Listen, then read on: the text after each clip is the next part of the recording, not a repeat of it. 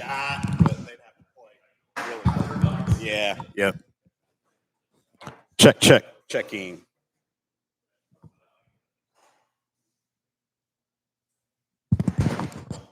Checking 1 2 check. All right, Dad. We'll see you.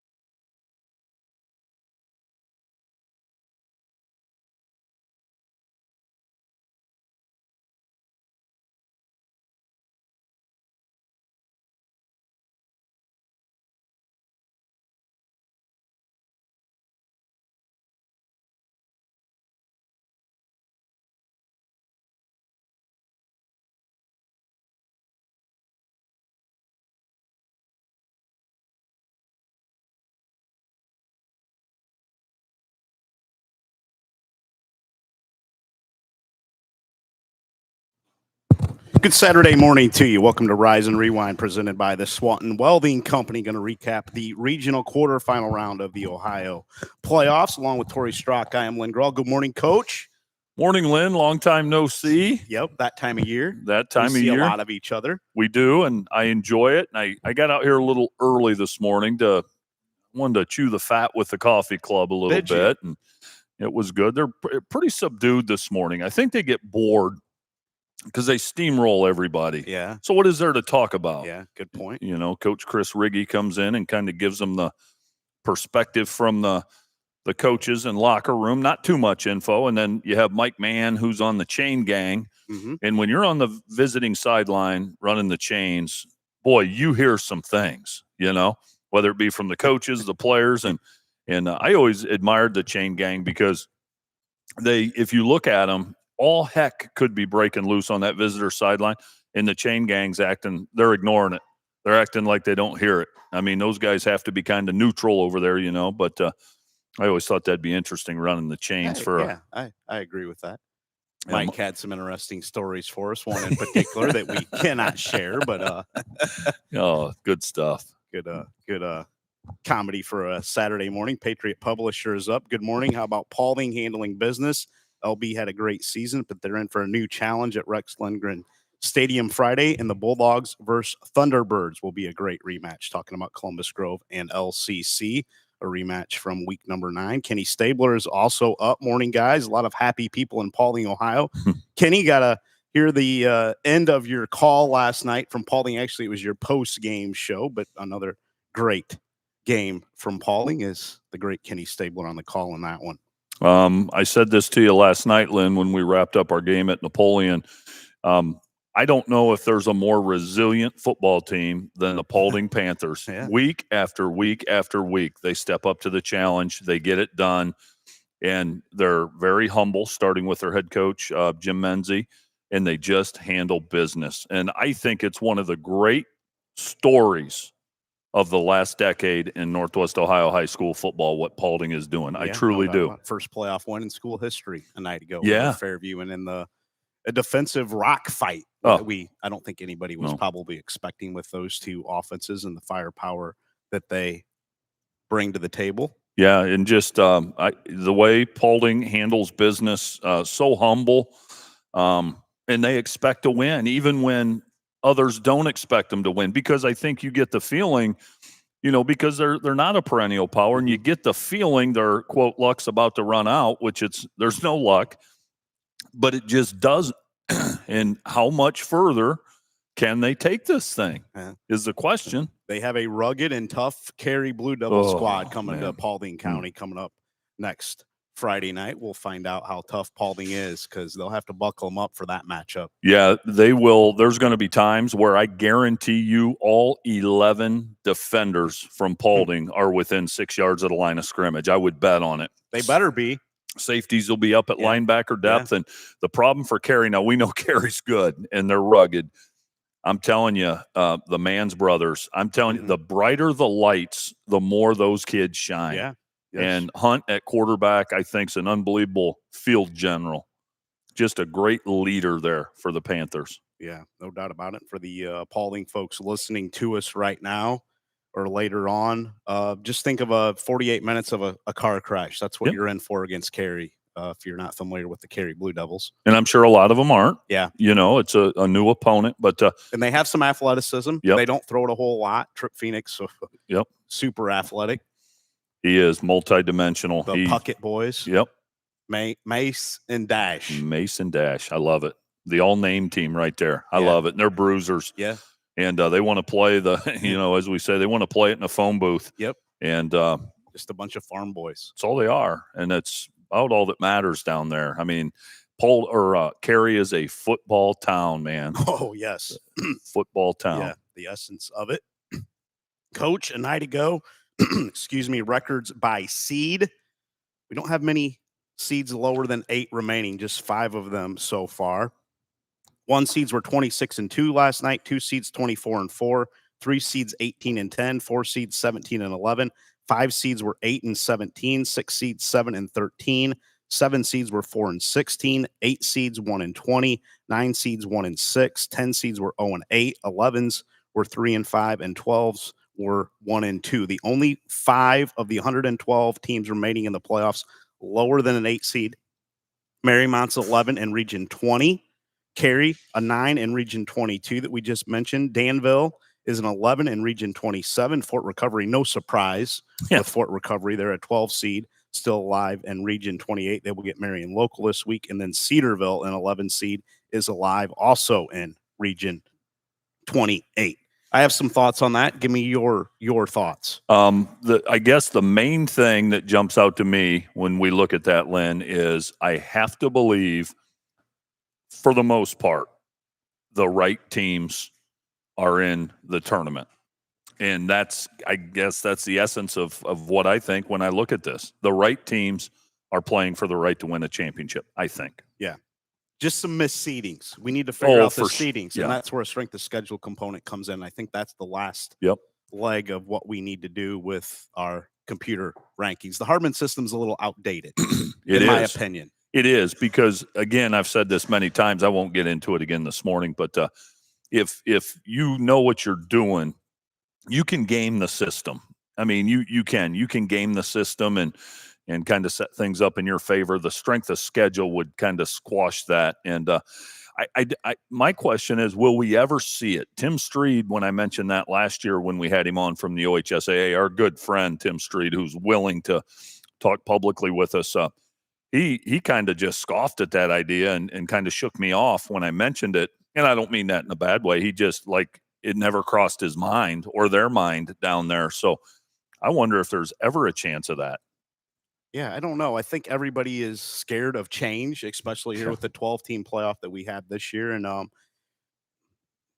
the top 4 seeds fared very well a night ago. The top 2 seeds, 26 and 2 were the 1 seeds, 24 and 4 were the 2 seeds, and the ones that lost, if you know, that you felt like that there was an opportunity there for the lower seed to pull an upset as far as the seeding goes. Yeah, and what's funny about the seeding, so many people know. Yeah. If you know, like, I think Fort Recovery is not a 12 seed with who they've played. No, and so it's like a basketball tournament draw. I'm not saying they should do this. I'm saying strength of schedule would make it more like this, but you wouldn't vote Fort Recovery because the coaches that have a vote in the matter, they know that. Mm-hmm.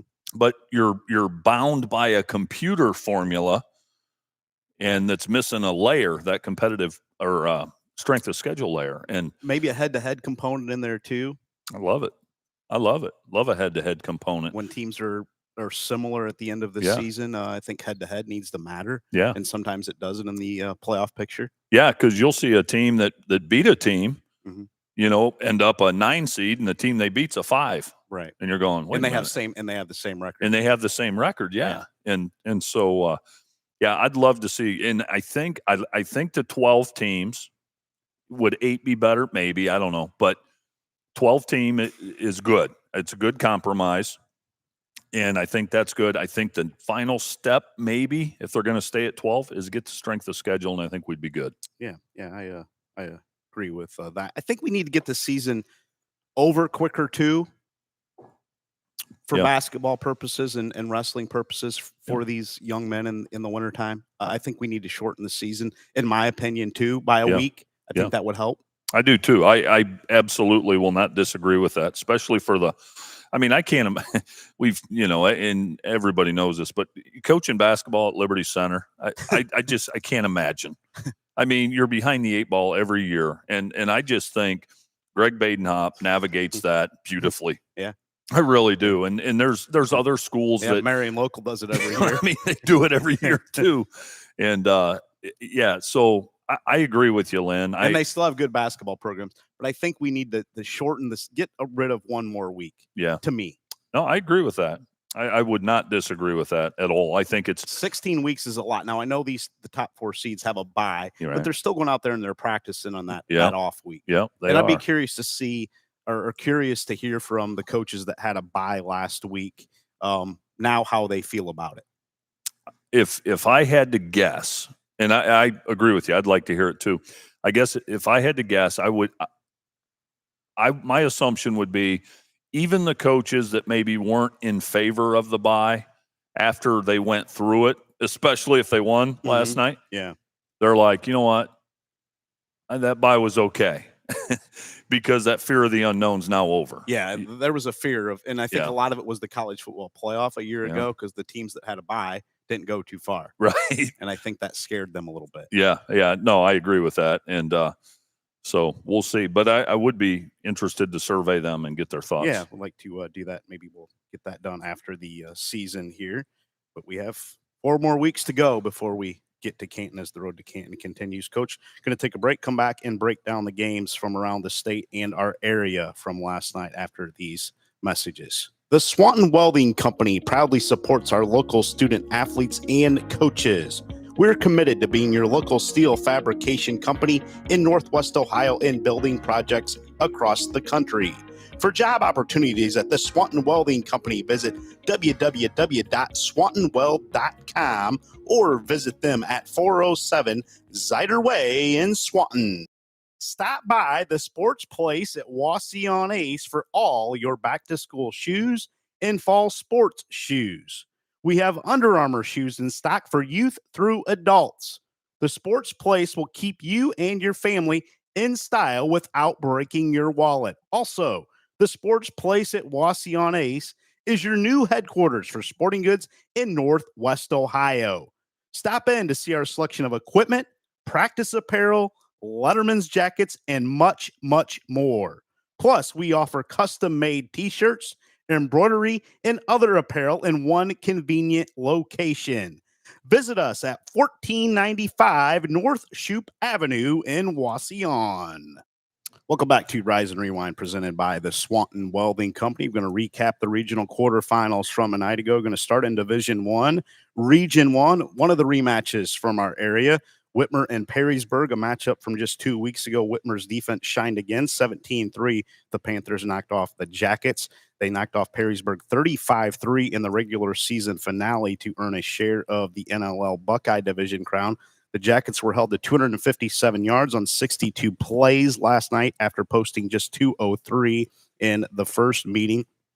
Whitmer will play State Power Lakewood St. Edward next week at St. Ed's. St. Ed's has won 7 state titles, with the last coming 2 years ago in 2023. Jamon Holmes found pay dirt twice for Whitmer on the ground from 1 yard out and also had 69 yards overall. Joey Morales ran for 70 yards to pace the Panthers as another outstanding defensive effort for Whitmer last night against Perrysburg. Yeah, you take a speedy, talented Perrysburg offense and you play them twice and hold them to 6 total points. I would have bet against that. And I know coming into this game, Perrysburg, and I talking to some people this week, Perrysburg felt really good about some of the adjustments they were able to make and thought they'd be in much better position to be competitive. And it was more competitive than the first time. But the story, as you said, is the Whitmer defense. That's it. They could have won with 2 field goals last night. 257 they allowed a night ago, 203 in the regular season game. Boy, they got Perrysburg figured out this season. They did. And now they got to slay the giant. Yeah, Lakewood St. Edward, the top seed, 45-14 over Berea Mid Park a night ago in the bottom half of the Region 1 bracket. Mentor 52-6 over Massillon Jackson a night ago, and Canton McKinley 30-7 over Medina, as Mentor and Canton McKinley will match up in the 2-3 game at the bottom. And then the 1-4 matchup at the top, as I just mentioned, is Lakewood St. Ed's and Whitmer as the top 4 seeds hold serve in region number 1. Yeah, if I had to pick, I really like Mentor in the bottom of that bracket, and St. Ed's. That'd be quite a collision, 1 versus 2, couple of powers there. Yeah, no doubt about it. Region 2 from a night ago, Huber Heights Wayne traveled up I-75 to Findlay to Donnell Stadium, 38-12. Wayne with the victory, as the Warriors were way too much for the Trojans in that one. They will now face Troy. Isaiah Thompson scored on runs of 1 and 35 yards, while Kai Graham had touchdown tosses to Jameer Brown, James Dyer, and Aiden Curtis, who also had an interception for the Warriors defense. In that one, Troy was a 23-22 victor over Hilliard Bradley, as they will now host Huber Heights Wayne next week. And then at the top half of that bracket, it's Middletown against Springfield. Middletown, the top seed, 31-0 over 8 seed Lebanon last night. And then Springfield knocked off Springboro 21-3. Springfield will go to Middletown. Mo Douglas and crew.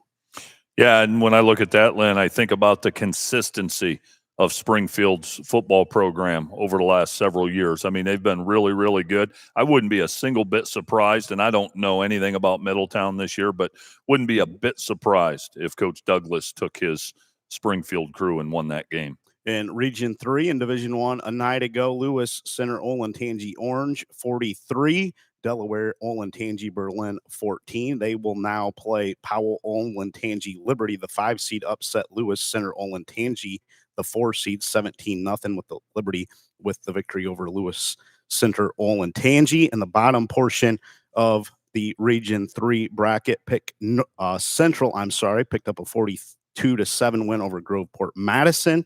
They will now play Pickerington North, Upper Arlington, who was a 30-27 victor over Pick North last night. Yeah, Olentangy Orange, they're the giant in that region. I'll tell you that. See if somebody can knock them off. No one's done it yet. 1 versus 5 matchup and 2 versus 6 in Region 3, rounding out Division 1 in Region 4.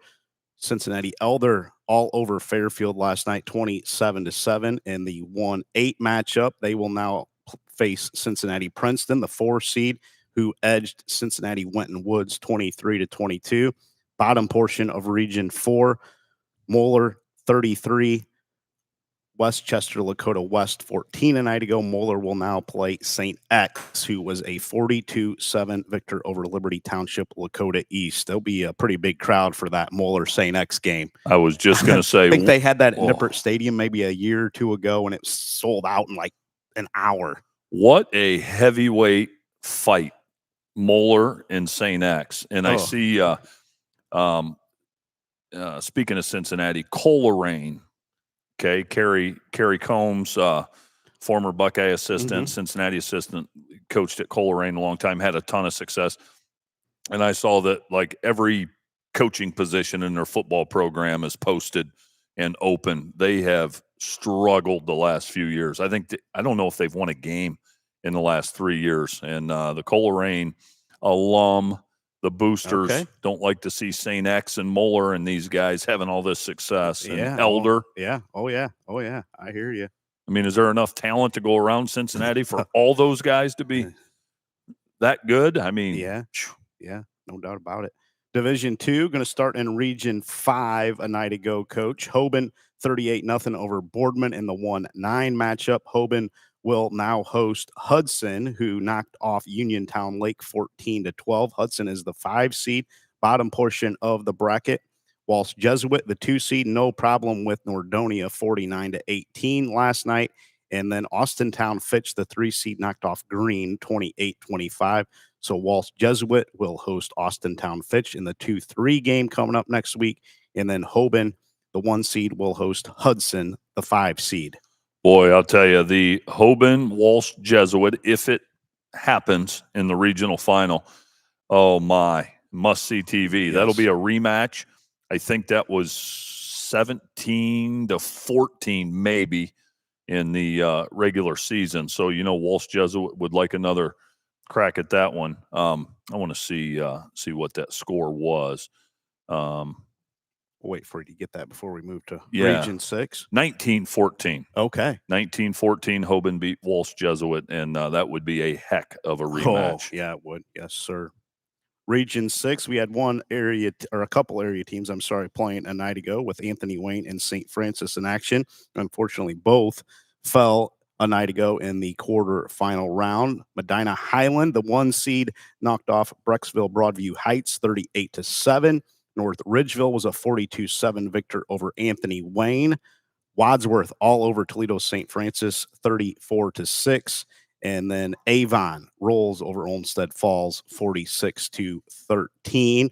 North Ridgeville in their 42-7 win over Anthony Wayne coasted with a 423-125 edge in total yardage, including 206-20 in the rushing department. Anthony Wayne added to their issues with 5 turnovers. Cole Miller fired for 202 yards on 15 of 22 passing. He also ran for 88 yards and 3 scores on 13 keepers to lead North Ridgeville in that one.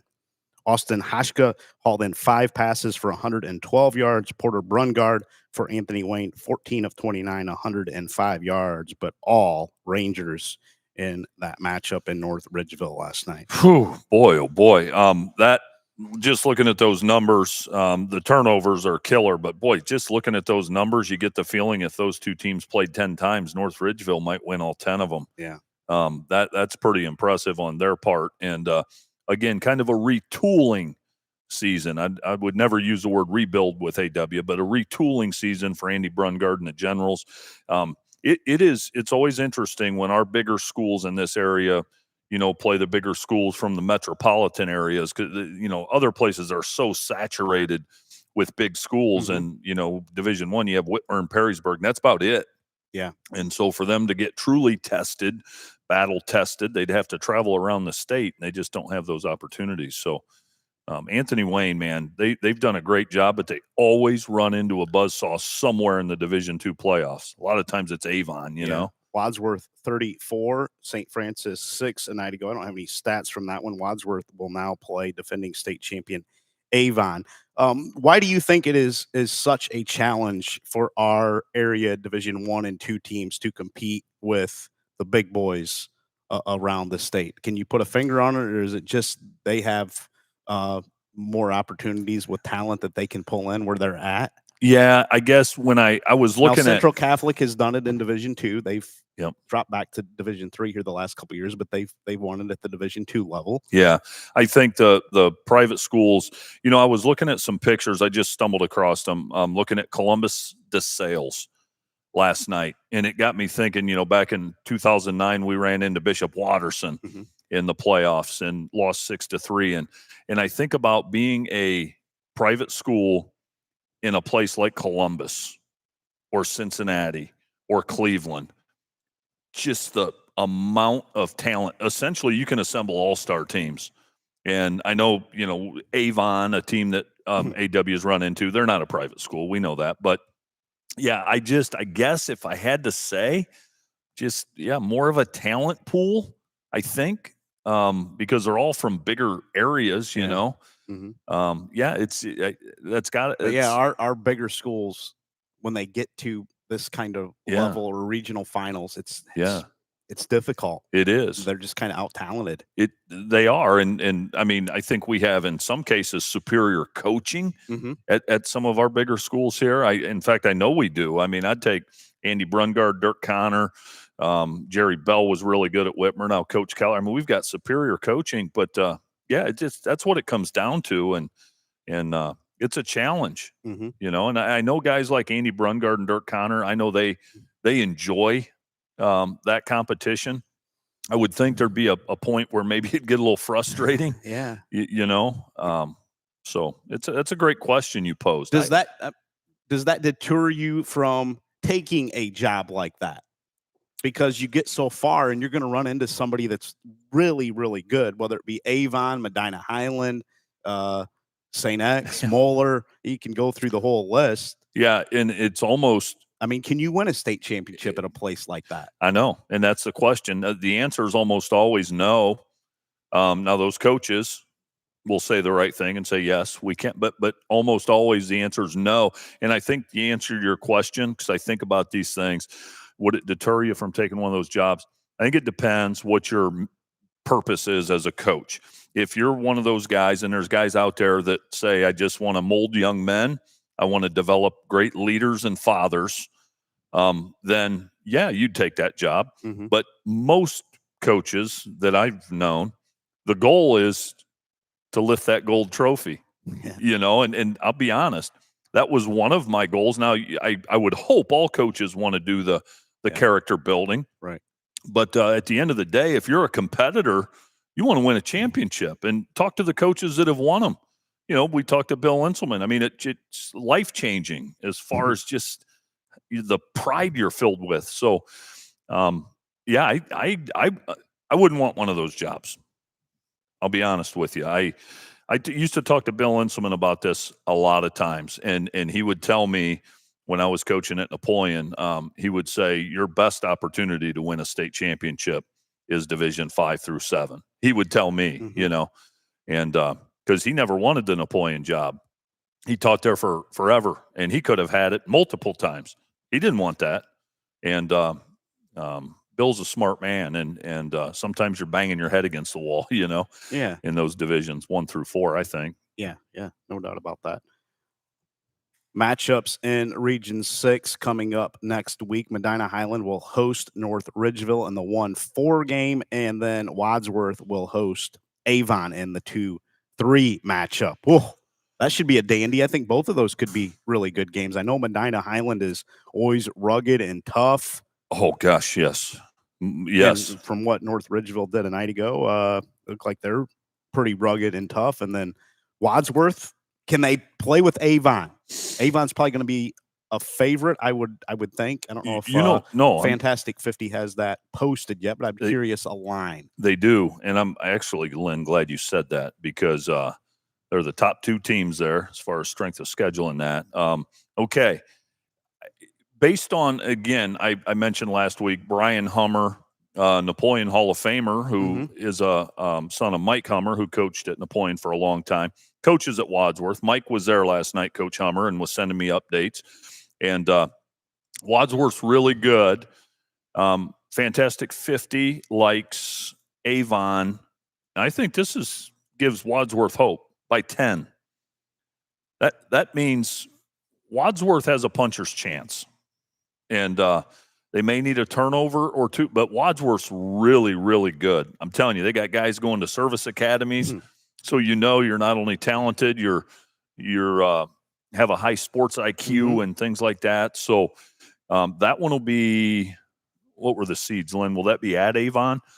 That will be at Wadsworth. Okay. And the friendly confines, beautiful stadium there at Wadsworth also. And so I'm going to give Wadsworth a chance at home. I think the atmosphere at Wadsworth this week is going to be rabid. I'm telling you, that place is going to be rocking. And I'd love to see the Grizzlies get them. My longtime assistant at Lipsick by the name of Dana Groover. Our Lipsick listeners will remember Coach Groover. Great man, Wadsworth graduate. So I knew about the Wadsworth Grizzlies since 2000. Okay. And then Brad Musgrave goes there, and now Brian Hummer's there. So I've got a little Grizzly in me, man. Yeah. And I would love to see them knock off Avon. Going to be a tall order, though. Coach Elders, he's about as good as they get anywhere. Yes, he is. Boy, he's an incredible high school football coach, and he could coach at any level. But some good matchups there in Region 6 and the Final Four for those 4 that are remaining. Region 7 and Division 2, Sunbury Big Walnut all over Walnut Ridge last night, 43-0. Big Walnut is the top seed. Canal Winchester edged Westerville South 28-21. So Canal Winchester will go to Big Walnut in the 1-4 matchup. Columbus St. Francis de Sales 33-29 over Ashland.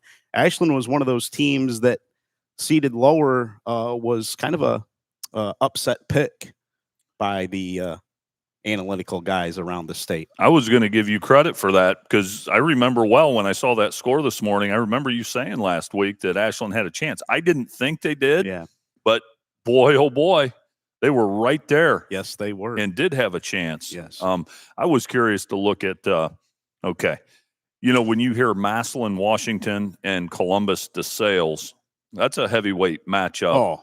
And so I thought, man, that could be close. Fantastic 50 likes Massillon by 30. By 30. Yeah, Massillon with a 62-7 win over North Canton Hoover last night. You know, he's the quarterback at St. Francis, don't you, down in Columbus? Yeah. Isn't it Ryan Day's son? Yeah. I think they had a late touchdown I maybe saw on social media as I was waking up this morning. To win that. Yeah, it went right down to the wire. Oh man. Yeah, I remember vividly you said that they had a chance, and boy, oh boy. Yeah, and then Coach Urban Meyer's kids went to Watterson, right? His son went to Watterson, and I think his son may have been playing when they came up to Bryan one year and played Kevin Klein and crew. Yes. That was at Bryan. It's funny you mentioned Ryan Day and his son, and RJ. Is his son RJ? I think it is. And I always like talking to my son about these college coaches, because he coached with Scott Loeffler for several years at BG, and so Coach Loeffler has the scoop on everything. And so my son always tells me, and I won't disclose everything because he's told me some great stuff, but the best coaches to work for in college football and the worst coaches to work for in college football. The most organized coaches in college football and the most disarray coaches. And some would blow your mind if I told you. I won't. I tell you these things off the air, but one of the best coaches to work for, and this is coming from guys who have worked for him as grad assistants and stuff, and you can really tell the character of a head coach by how they treat their grad assistants. Ryan Day, number one, the most professional, respectful, and these guys that were GAs at Ohio State told Grant, it is run like a Fortune 500 company. It is all business, all professional, looking for an edge. I'm not saying other programs don't do that, but Ohio State, there's a reason. Now, I know they have some money and some talent, but the way Ryan Day runs things, I guess, is just unbelievable, the way he treats his people. And then conversely, you have a guy like Brian Kelly, who I won't get into that. But it's crazy. Ryan Day is like what you see on TV, the interviews and that's what you get. I guess he's just a great leader of men. Well, it's a good reason why the Buckeyes are number one again this season. Yeah, it just is. Yeah. Division 2, Region 8 from a night ago, coach, as we round out Division 2. Cincinnati Anderson with a 29-6 victory over Cincinnati Withrow. Cincinnati LaSalle 14-7 over Xenia. A little bit of an upset there as far as seeding goes. And then Harrison knocked off Kings Mills Kings, another upset as far as seeding. And then Trotwood Madison all over Lima Senior 55-12. So Harrison will host Trotwood Madison next week. And in the top portion of that bracket, it's Anderson hosting LaSalle in region number 8. Yeah, Anderson, they're good a lot, not every year, but back in, I think it was 2008, Jim Mazey's Southview Cougars won a state championship over Anderson in a heck of a game at Paul Brown Tiger Stadium that I was at. So anytime I see Anderson, I think of that game with Southview. Yeah. Moving it on to Division 3, going to start with region number 9. Canfield took on Chagrin Falls Kinston in the 1-8 matchup. Canfield picked up a 27-12 victory. They will now get Cleveland Villa Angela St. Joseph. Villa Angela St. Joseph with a 69-32 win over Maple Heights. Canfield and St. Joseph will be the 1-4 matchup. And then the bottom portion of the bracket is the 2 seed hosting the 6 seed as Cuyahoga Falls, Cuyahoga Valley Christian Academy, 42-7 over Geneva, and Gates Mills Hawken, the 3 seed, lost to Akron East Community Learning Center. So Akron East Community Learning Center will now travel to Valley Christian Academy in the 6-2 matchup. And at the top half of that bracket is Canfield hosting Villa Angela St. Joseph. I got to believe Canfield's going to be a handful in that region, Lynn. You like Canfield? I do. Okay. I do. Local area for us in Division 3 is region number 10. We had St. Mary's from the Western Buckeye League in action last night as they went to top seed Medina Buckeye, and the Rough Riders fell 26-0 in that one. Moving down the bracket, Richfield Revere fell to 5 seed Rocky River 23-14. So Medina Buckeye will host 5 seed Rocky River next week. Walpock also picked up a win over Lima Shawnee from our area, 41-16. They will now face defending state runner-up Toledo Central Catholic, who went on the road to Lexington last night and picked up a 49-18 victory. Recaps from our area: Medina Buckeye 26-0 over St. Mary's. The top-seeded Bucks held the St. Mary's ground game to 3.3 yards per rush and netted 6.7 yards per tote on their side of the ledger. Buckeye had 35 rushes for 236 yards while throwing just 4 passes. Liam Phillips paced Buckeye with 175 yards and 2 scores on 18 lugs last night. St. Mary's had 159 yards rushing on 48 attempts and were picked off 3 times as they tried to go to the air to pick up some yardage in that one. Yeah, and going into that one, you really didn't know what to think. I think we learned that Medina Buckeyes pretty good to stall that St. Mary's running game, and again, I got to believe they had that box loaded up, and St. Mary's just had their hands full, and they're not built to throw it.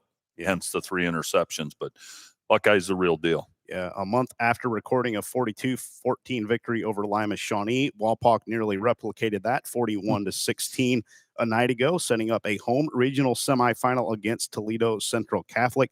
Caden Page of Walpock had 124 yards and 3 scores on 10 catches from Caleb Moyer, who was 12 of 16, 171 yards.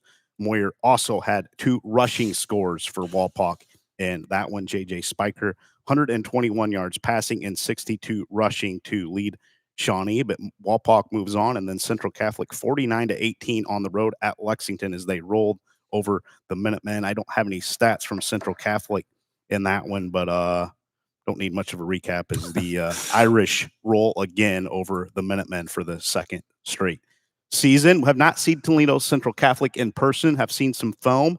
They will get a game at Walpock coming up on Friday night, a game that we've been looking at since August in Region 10. Yeah, there's a couple games that we kind of had mapped out. One was Liberty Center, Liberty Benton, which we'll get to, but Walpock and Central. I think back in week 1, Lynn, when we covered the Walpock Clay game, you might have mentioned Central and Walpock on that collision course. It's crazy to me seeing Central Catholic traveling for all these playoff games because of their seed. Yeah. And you look at it and you go, wait, they might be the best team in the region. They got to play on the road. Yeah. But their schedule's the reason why, obviously. But they're going to get to go play at a great stadium. That Walpock facility is beautiful. And I'm enthralled by that. Can Walpock get them? Can they slay the giant? If anybody can, it's this year's Walpock team. Caleb Moyer, man, he's a winner. The senior group for Walpock, this is what they've worked for their whole careers and lives, is for this matchup against Central Catholic. And a lot of teams are going to roll into Walpock and be in a little bit of awe. Central Catholic will not be. This is business as usual for these guys. Usually they have it at Gallagher Stadium, but have to go on the road and take on Travis Moyer and crew. And how about Victor Singleton against Caden Page? Oh, my goodness. Caden Page going to Ohio. Victor Singleton committed to Texas A&M. Each of those guys are going to win. They're going to have, and they had Victor at receiver last night. I saw. Yes, they're going to have a lot of individual battles in that game. Okay, Singleton and Page.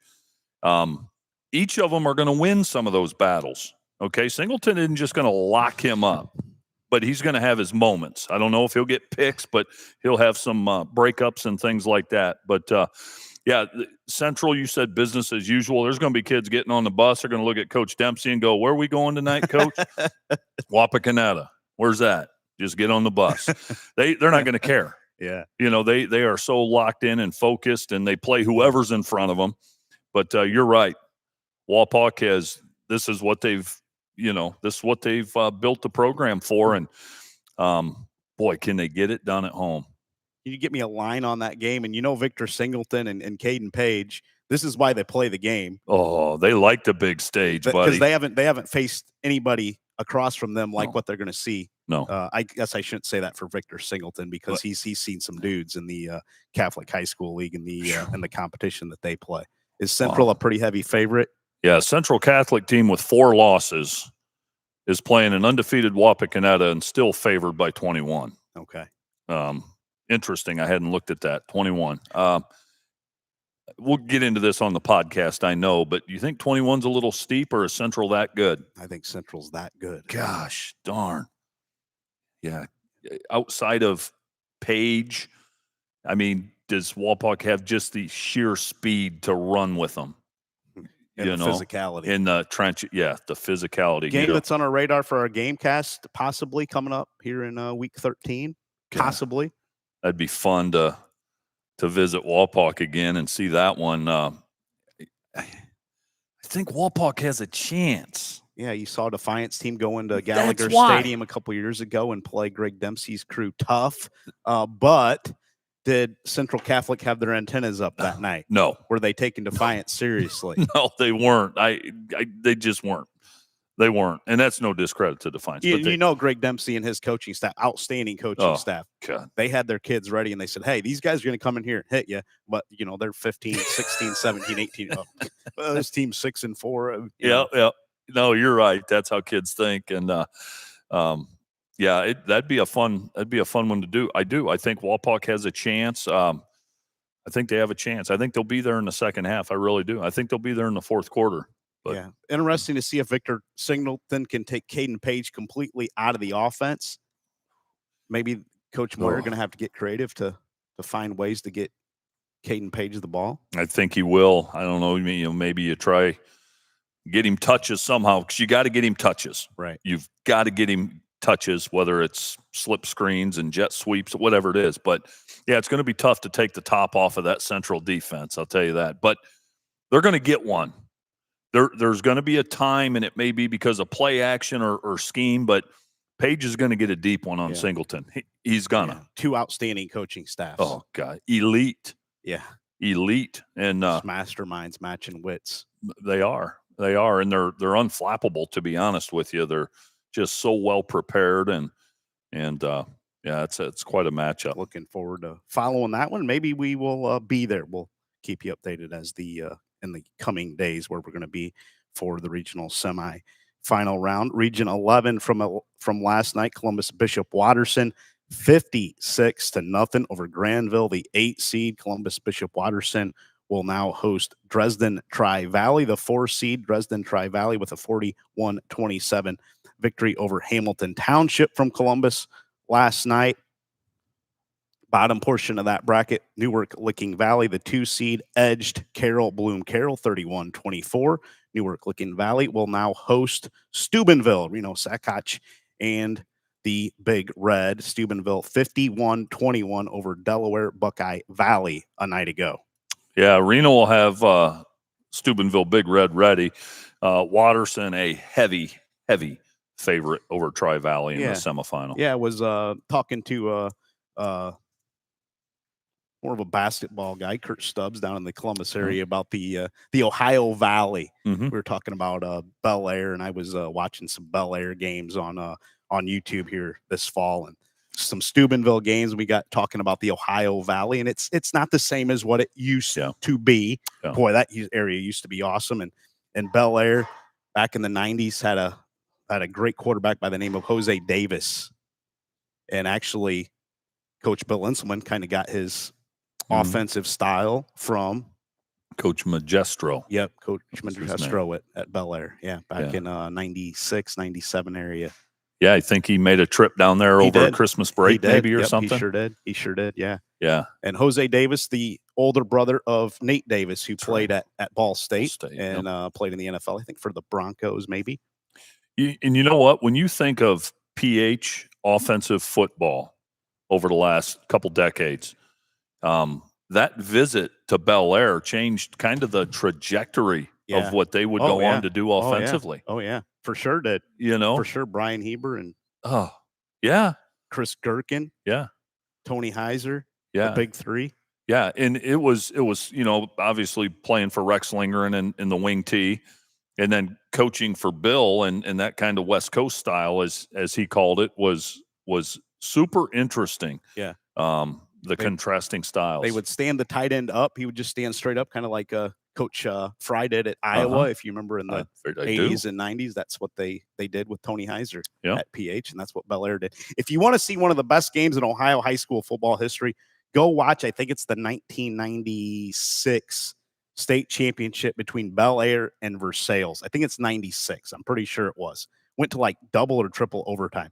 Just a fantastic high school football game. Jose Davis was the quarterback for Bel Air. Versailles that season, Al Hetrick. Oh, yeah. God rest his soul. Yeah. One of the great coaches in Ohio football history. They went toe-to-toe in that game. Oh, my goodness. Maybe it was 95, 96. It was right in there. You can find it on YouTube. Check that out. When you get time. Oh, my goodness. Bel Air Versailles. Bel Air Versailles, yes. Mid-90s. Yeah. Okay. Yeah, the Versailles teams back then. Oh my goodness! The old Massillon Tiger Stadium. Yeah, isn't Coach Jerry Beauty from Bel Air? He is. Yep, he's a Bel Air guy. Yeah, they're tough down there, aren't they? Oh, they're built different. In that they area. are. Yeah, they are. Yeah, for sure. All right. Lost track of where I was. Where was I here, Coach? Region 11. Just wrapped up Region 11. Okay. Region 12 from a night ago. London with a 17-14 victory over Cincinnati Archbishop McNichols. They will now host Jackson, the 4 seed. Jackson was a 24-21 victor over Washington Courthouse Miami Trace. In the bottom portion of that bracket, Tip City Tippecanoe 56-7 over Oxford Talawanda. The 2 seed Tippecanoe will now host Hamilton Baden, the 3 seed Baden, with a 35-28 win over Kettering Archbishop Alter a night ago. Yeah, I knew that rematch was going to be that's a holy war there when Baden and Alter tangle, and it was nip and tuck during the season, and Baden was able to get it done last night by a slim touchdown margin. Yeah, and I know London's good, but I like Baden. Do you like Baden? I like Baden in that region. Okay. I know those boys are well trained. Yeah. Division 4, Region 13. Going to start our Division 4 coverage there from a night ago. Perry 26-6 over Chardon Notre Dame. Cathedral Latin. Perry will now host Beloit West Branch, the 4 seed. Beloit West Branch 35-14 over Norton last night. And then the bottom portion of that bracket, Cleveland Glenville, they are rolling 49-0 over Salem last night. Glenville will now host 3 seed Minter Lake Catholic. Minter Lake Catholic with a 16-0 win over Streetsboro a night ago. Yeah, Glenville, boy, you talk about playing a tough schedule. Gosh, they play all comers. They're going to be they're favored by about 3 touchdowns over Lake Catholic. So are they? Yep, got to believe it's going to be a Glenville Perry regional final, and boy, Glenville's just a whole nother monster. Division 4 this season. Woo. Oh, I'm telling you. There are a handful of teams that could win state. I don't know you can say that about a lot of the other divisions. No, I think most other divisions, when you talk about who you think's going to win it, it's automatic. Right. You just snap your fingers in the name. Yeah, you say D4 and you're like, I know. No, and we saw a team last night, very capable. We know Shelby with their trigger man is very capable. Glenville's Glenville, for crying out loud. Right. I mean, it's going to take somebody special to knock them off. There's a lot of teams that can win it. I mean, Indian Valley, the defending champion. Yeah. I mean, they've got to be in the conversation. Mr. Football over there. Yeah.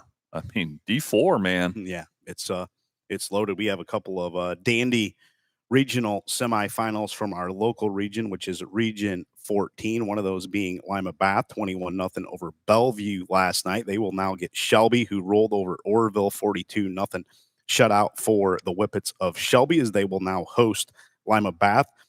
Bath held Bellevue to 194 total yards in a 21-0 victory. Bellevue managed just 51 rushing and 143 through the air.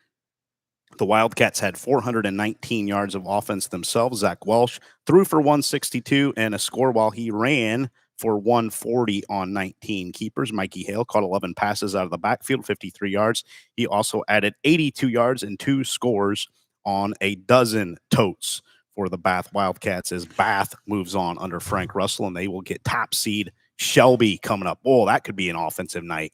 Oh, I would. Now, Shelby's defense is formidable, though. I know they are. And Shelby, I just pulled it up, Lynn. Shelby's a big favorite. Are they? A big favorite, 27. Okay.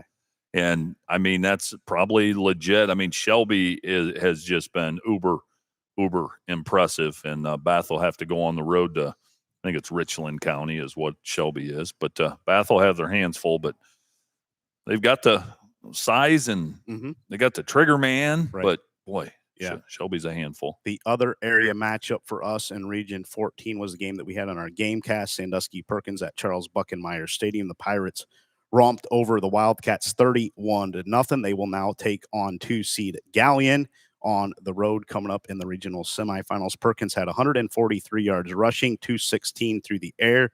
Outstanding senior quarterback Sam Schweinfurth was 10 of 13 passing, 216 yards, including 7 completions to standout receiver Blake Parker, who came in over 1,100 yards on the season. Blake Parker had 172 yards and 1 score last night. Braxton Martin, they have a 3-headed monster in the backfield. Braxton Martin, part of that, he had 2 rushing scores.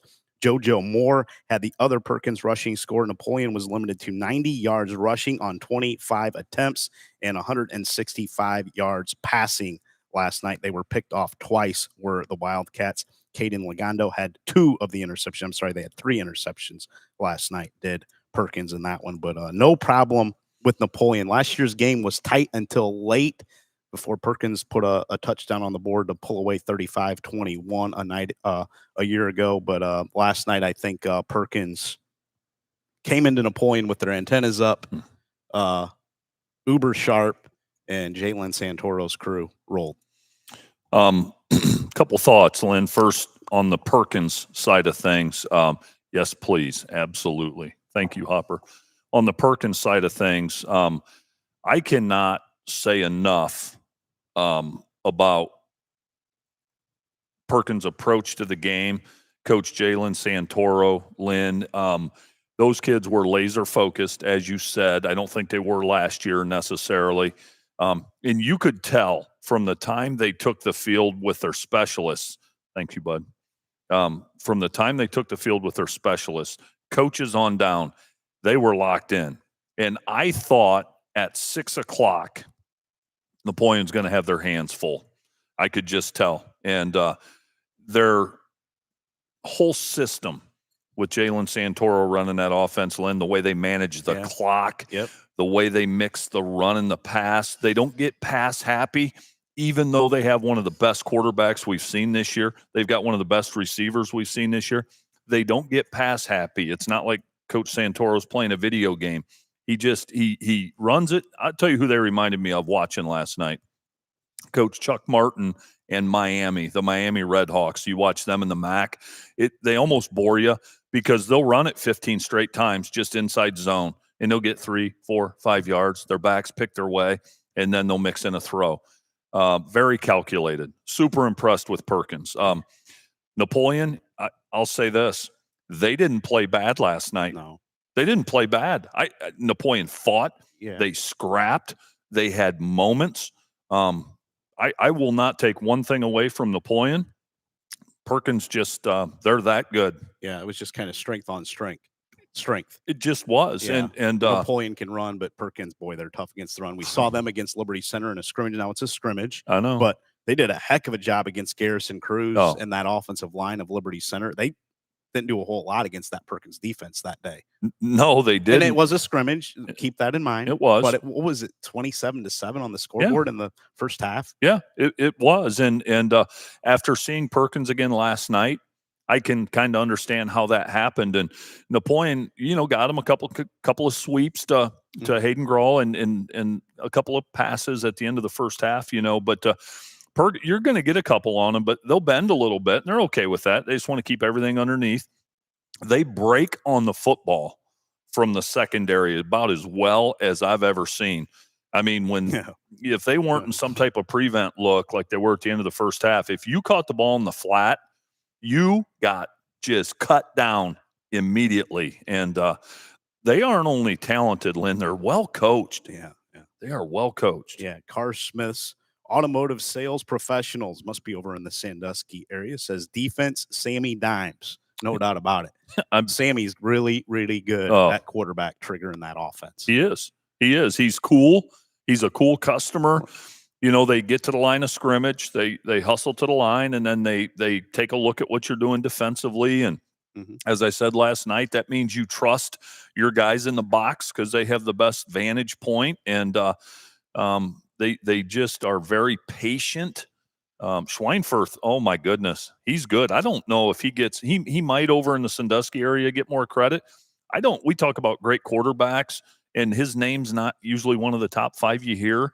You hear Caleb Moyer and Welch down at Bath, and he's got a little out of our coverage area. Yeah, he is. But he's right there with them. He's right there with them, man. This guy's a field general. Schweinfurth is really good, and that 3-headed monster in the backfield.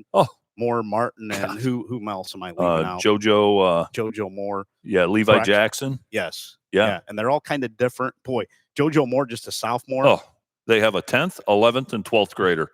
It's almost like the seniors tutoring the 2 younger ones, and they all have slightly different styles, but they look similar. and they have unbelievable acceleration and balance. Always going forward. Yeah, they never go east and west. They and don't. When they get the ball, it looks like they're shot out of a cannon. They have 5 yards before they take 2 steps. Yeah, and he said Sammy Dimes. He made a couple throws last night. 2 really stand out. He threw a kind of like a deep post down at the south end zone where the receiver caught it right on the end line. That was a throw that from 5 feet away, most people couldn't drop in there like that. He threw it from probably 30 plus. And then he threw a fade route down the Napoleon sideline. And it was well covered. The defender was right on his hip, but he threw it up and out where only his guy could get it.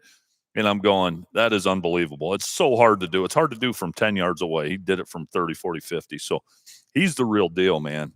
Yeah. I wouldn't be a bit surprised if Perkins continues to win in the playoffs. And now Gallion this week, Lynn. Yeah. Coin flip game. Yeah. Gallion's that good. Yep.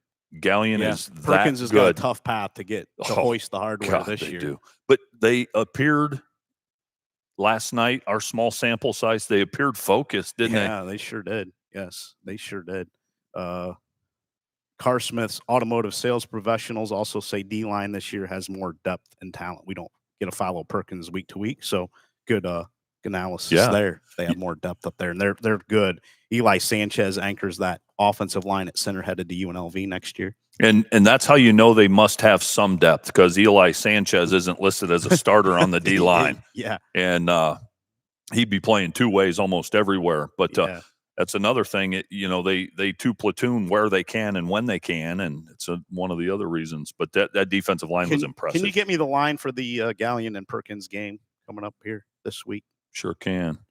And I'm going to get on my soapbox a little bit here. Yeah. Because something drives me nuts with coaches at every level. They need to watch some Perkins film when the Pirates get a lead. I know what you're going to say. A couple score lead in the second half. Now, I know you want to stay aggressive and you want to continue playing your style. Maybe you have to get a 3-possession lead. I don't know what the possession, what that is when you can start kind of changing your philosophy.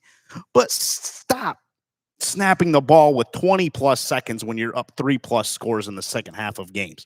Jalen Santoro and Perkins last night, they ran it inside of 5 seconds every time in the second half when they had that lead. You got it. Why? And I asked you this on the Gamecast, but I know more people listen to us on our Saturday morning Rise and Rewind show. Why do coaches with big leads in second halves of games snap the ball with 25 plus seconds or 15 plus seconds on the play clock? What are we doing? It's terrible clock management when you have a 3-score lead in the third or fourth quarter. I love that rant, Lynn. It drives me nuts. I don't get it. We pay these coaches millions of dollars and they snap the ball. Sometimes they snap it with 35. I know. Now I know that's how you play, but what are we doing? If you run 30 more seconds or 25 more seconds off the clock, add that up over a 10-play sequence. I know. And then a game that you lose. I'll turn the floor over to you. Yeah, the game that you lose then in the last 2 minutes should have, could have, would have been over. You and I were in attendance at a college game a couple years ago where the direct result of not using the play clock cost the football team the game because they lost it in under 2 minutes. And had they used the play clock, they'd have used up an extra 4 minutes in that game. So to answer your question, number one, I'm going to tell you this. I don't care what anybody says. You are in the right with that rant. Everybody's entitled to their opinion, okay, even if it's wrong. But this is the right way to approach the game. You can tell me we are all gas, no brakes. That's our philosophy. That's how we play. To me, it's more of an ego thing. Okay, you can't sell me if you have a 3-touchdown lead. You can't sell me on that all gas, no brakes tempo. That's how we play. You can't sell me on it. And they'll say, well, no. You throw an interception and they return it for a touchdown. Guess what? Brand new game. Brand new game. And so when you could have ran 3 or 4 more minutes off the clock. Yeah, and they'll say, well, we play to win. You know, you play not to lose. That's conservative. I disagree. Now, I'm not saying you've got to do that with a 1-touchdown lead. Right. But there's a time to do it with a 1-touchdown lead, I think. You can still execute your offense in that, but shorten the game. And Lynn, truth be told, there's coaches out there who want to snap the ball more often for statistical purposes.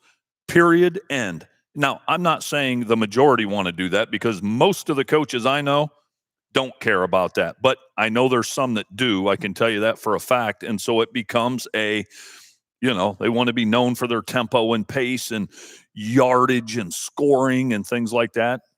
But when you play somebody really good, it's going to come back to bite you. Use the play clock. Santoro was absolutely masterful last night doing that. And it limits the other team's possessions. Yeah. It's crazy. Yeah. You have a 3-score lead at halftime.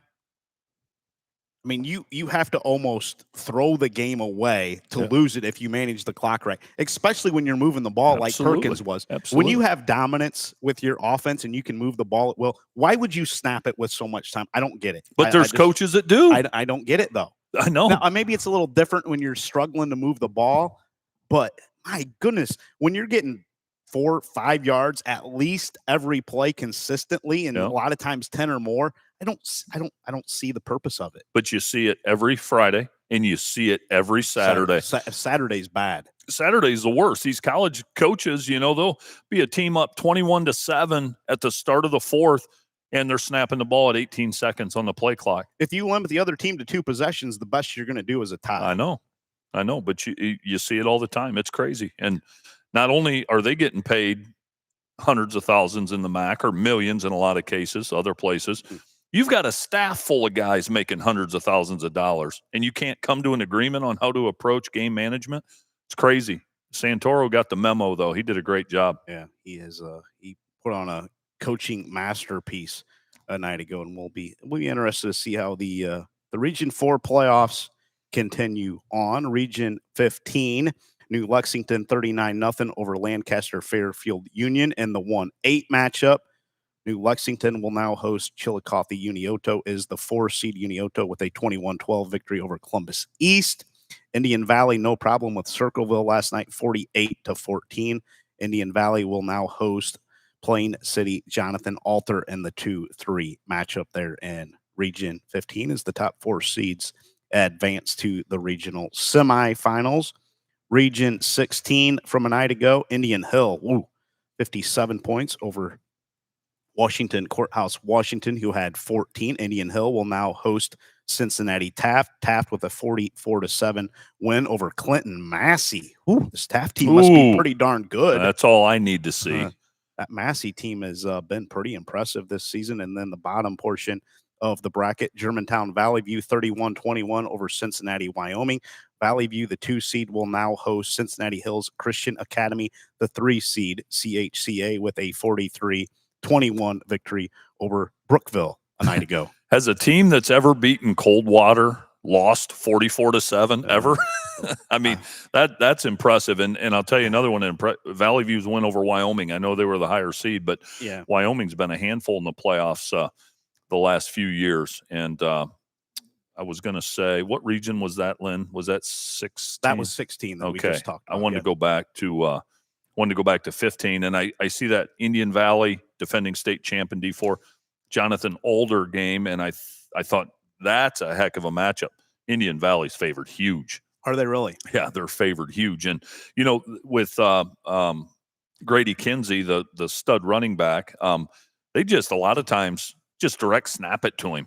I mean, the backfield's empty, and every single person in the stadium knows he's just going to catch the snap and run. And you have 11 guys that know that, and you can't stop him. I watched a highlight last night where he went like 50 yards on a direct snap. Nobody else near him. No, wildcat fake. Right. Just caught it and ran like he was on the playground. Well, yeah, he's like the family backyard pickup tackle football game where you have a 150-pound 6th grade kid, and he's going up against all the 50-pound kids. That's what it's like.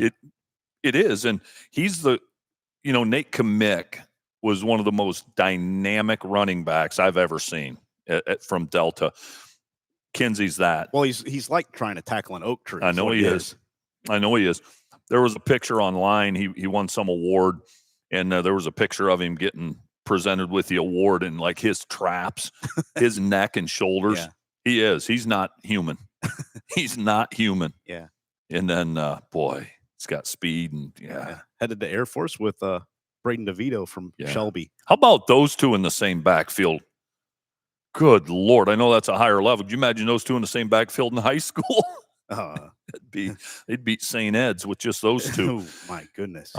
Air Force, boy, whoever's recruiting this area from Air Force, well done, man. Yeah. Well done. No Jeez. doubt about that. Let's move it to Division 5, Coach. Going to start with Region 17, Youngstown Cardinal Mooney, the top seed, with a 48-12 win over South Range last night. The 8 seed is South Range, but no problem for Cardinal Mooney in that one. Not the same South Range team that we've maybe been accustomed to seeing here the last 2 or 3 years, maybe down a little bit. But this Mooney team is formidable, and maybe it's the biggest challenge going forward for Liberty Center. Maybe Wheelersburg can make an argument, and Liberty Benton too. But Mooney may be the team that they may have to knock off to hoist the hardware in Canton. I'm wondering this as you're saying that, Lynn. Are we giving Mooney enough credit? Yeah, I don't know. I think they beat a Steubenville team earlier in the season. They played a pretty darn good schedule. Now, the Liberty Center has not played that schedule, but they lost to Steubenville. They lose to Steubenville. Okay, I'm sorry. 2 losses are Steubenville, Canfield. I thought they beat Steubenville too, so I pulled it up.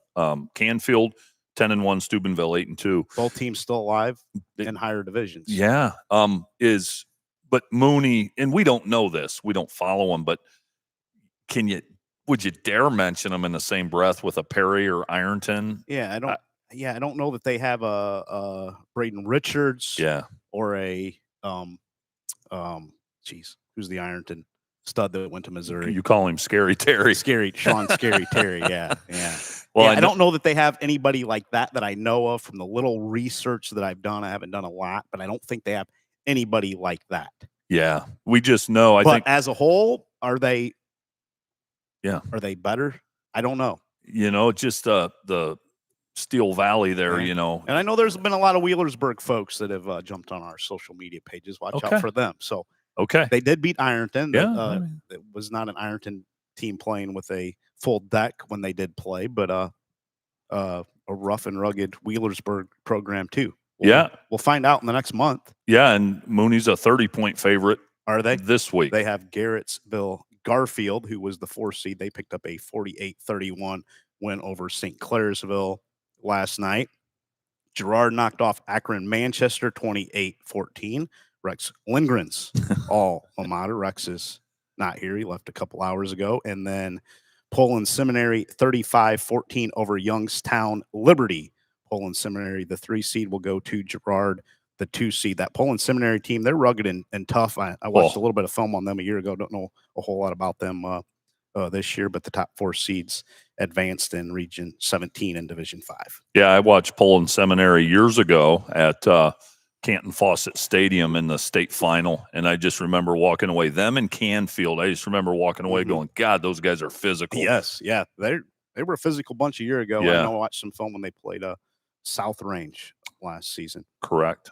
Region 18, a game that we've been circling since July and August. Liberty Center and Liberty Benton has materialized as Liberty Benton with a 56-6 win over Oak Harbor, and Liberty Benton went to Creston Norwayne last night and ruled. Liberty Benton led 28-0 after the first quarter and picked up a 38-0 victory. The top-seeded Tigers will host Liberty Benton this week here at Rex Lindgren Stadium, I should say, next week as we move forward to the regional semifinal round. Outlaw Smokehouse is here for the tailgate coming up on Friday night, 4 o'clock. Glenn, okay, 4 o'clock. You can come out over here to American Freedom Energy, our gracious host for our podcast, Rise and Rewind, and our football shows throughout the season. But stop on in here to Liberty Benton, folks, before you head to Rex Lindgren Stadium. Will you have a shuttle again? Not sure. Maybe a shuttle. Maybe he didn't know about last night's shuttle. Oh, he didn't know. No, Greg did that behind the scenes. Oh, well, we have to talk to Greg then to get the scoop here at American Freedom Energy. Yeah, I think Greg's the shuttle guy. Chris Barbara, some of the wonderful Liberty Benton people we met a couple weeks ago. you would be more than welcome to stop in here. Yep. And you'd enjoy it. Absolutely. And you can see our digs here and yeah, just don't get any food on our studio desk, please. I had some this morning. Did you see me with the wet napkin? No, I didn't. Yeah. But there was some issues. It wasn't anything glaring, but if you look just right, you got to look and have the lights shine just right. Okay. And you can see. Do we know the culprit? We don't. Nobody's confessed. Your sister is not. She's not the one. She hasn't. I don't think she's made any comments. I haven't looked here in a while. Let's see. She if, might still be asleep. See if Tracy's made a comment. She has not. So we don't know if Tracy's up. She might be shopping. It's getting to be Christmas season. Her and Amy Carpenter, Ray Carpenter's daughter, they're absolute fiends when it comes to shopping. It's ridiculous. But Lynn, you talk about Liberty Benton, Liberty Center. Liberty Center, as far as Fantastic 50 goes, all season long from week 1 till last night, favored by 40, 28, 44, 49, 49, 25, 40, 32, 41, 25, 31 last night. Liberty Benton this week. Liberty's the favorite. Liberty Center is the favorite, but only by 5. Wonder how much they give for home field advantage. I'd say a point or two. Okay. I think they give a little something for that. Favored by 5. Okay. I think the last time Liberty's been favored by less than 20 would have probably been maybe the Oak Harbor game last year. Probably. Well, the final. Yeah, against Ironton, and I think Ironton may have been a little bit of a favorite. But, recaps from a night ago in Division 5, Region 18 for our games. Also, Genoa moving on from Region 18. We're going to start with Liberty Center 56-6 over Oak Harbor. The Tigers scored 28 points in the first quarter, just like Liberty Benton did, and dismantled the Rockets of Oak Harbor in a game that was played at Maumee a year ago in the regional semifinal round, and that was a dandy playoff game. But this year, Liberty Center leaves nothing to doubt. Garrison Cruz wanted to get that average back up. It was getting down there in the 12, 13 range. Yeah, he decided to bump it back up. He shredded Oak Harbor. 204 yards on half a dozen carries. 3 of those went for touchdowns. I don't know that Oak Harbor was too enthralled with trying to tackle Mr. Cruz looking at those numbers. Ty Jackson, Drew Silvius, and Baxter Barrett also scored rushing touchdowns for the Orange and Black. LC put up 363 yards rushing, 463 overall. Oak Harbor had 271 of offense last night against the Liberty Center Tigers. But now the long-awaited clash between Liberty Center and Liberty Benton is here. Liberty Benton led 28-0 after the first quarter at Creston Norwayne a night ago. Connor Barbara, big night for him at quarterback, 139 yards rushing and 2 scores. He threw for 124 and 2 scores on 10 of 13 completions. Seth Elkert caught 5 balls, 46 yards and a score. Carson Griffin also had a receiving score. Asher Norman added a rushing touchdown for LB. Norwayne struggled mightily against that Liberty Benton defense. Norwayne had 1 yard rushing on 14 attempts and completed just 10 of 24 passes for 134 yards. Yeah, Liberty Benton, just with the first couple score updates we got, it was clear they went on a business trip. Erased any doubt right away, and then got back on the bus and got back to Hancock County. But smoked them. Yeah, Liberty Center and Liberty Benton, no problem a night ago. Also, Genoa in Region 18, 35-7 over Port Clinton at home. Genoa coasted past the Redskins behind 203 yards passing and 2 scores from Miles Mollenauer, along with a stingy defense. Ryan Routson had a touchdown rushing and receiving for the Comets. The Comets will now visit Worcester Triway next week. Yeah, Triway, Lynn, is a 13-point favorite over. Triway is. Yes. Okay. 13-point favorite over the Genoa Comets. Looking at Triway's schedule, just really, not a lot of familiarity as far as people to compare them to. They just have that one loss. Yeah. Last time I can remember, Columbus Grove may have went over there and played them a few years ago when Triway had I don't know if it was Triway or one of the schools over in that area. It had a really good quarterback in Columbus. It might have been the COVID year. But if you remember Wasion, the year they won state in Yes. 1993, Very well. they got locked into a really good battle with Triway at I think that was at Fremont. I was at that game. Yes, I remember it well. Triway was really good, and it's really hard to gauge some of those teams out of our coverage area Right. that we haven't seen. But they're tough because that's a tough, hardworking part of the state of Ohio there. And but they come or no, Genoa actually goes on the road as the 3 seed. Genoa has a chance. Yeah. In that one, I know they're a dog, but I would I not agree. be a bit surprised. Yeah, I agree If with Genoa got it done. Liberty Center, Liberty Benton. I know we'll get into that on our podcast this week. Health is a concern for Liberty Benton. Yeah, I guess that's what I was going to say. Heard some things a night ago from their win. Don't know. We're not going to throw any info out there, but possibly another significant injury for them after losing Zach Elkert a week ago. Yeah, how much can you absorb? We know they're stout in the trenches on both sides, which is where it starts. Mm-hmm. And we know with Griffin and number 4, the athletic director's boy. Irwin. Reed Irwin. Yeah, Reed Irwin. I mean, they've got some dudes. But Granger and CJ Barber up front. Yeah, that'll be the stiffest test by far Liberty's faced as far as a defensive Liberty front Center goes. Liberty Center has faced as far as a defensive front. Are they going to have enough firepower if these injuries all are what we think they might be? Are they going to have enough firepower? I think Connor Barber is an X factor, but boy, he's going to be missing some potentially. Definitely going to be will not have Zach Elkert for sure. Yeah, battery back there. Hopefully that's it, because you want both these teams to be at their best, right? And so we'll see. Liberty Benton, I'm telling you, they're uber well coached. Yeah, a lot like that Oak Harbor team a year ago for Liberty Center folks that are watching and listening. Yeah, and so Scott Garlock and those guys will have a game plan. Yeah, and a team that senior group that kind of like Walpaw. Mm-hmm. This is it. Mm-hmm. They put all the work in for this season. Mm-hmm. So they'll roll into Liberty Center focused. Yeah. And talking to CJ Barber way back at our kickoff show, he mentioned this matchup. Yeah. I think if you're a Liberty Benton player, it's a game you're going to circle. Yeah, I agree. And if you're going to get to the top. Yeah. So we'll see. Yeah. Still a heck of a matchup, regardless of the other side stories, but we'll see. Patriot Publisher thinks it's the state championship game.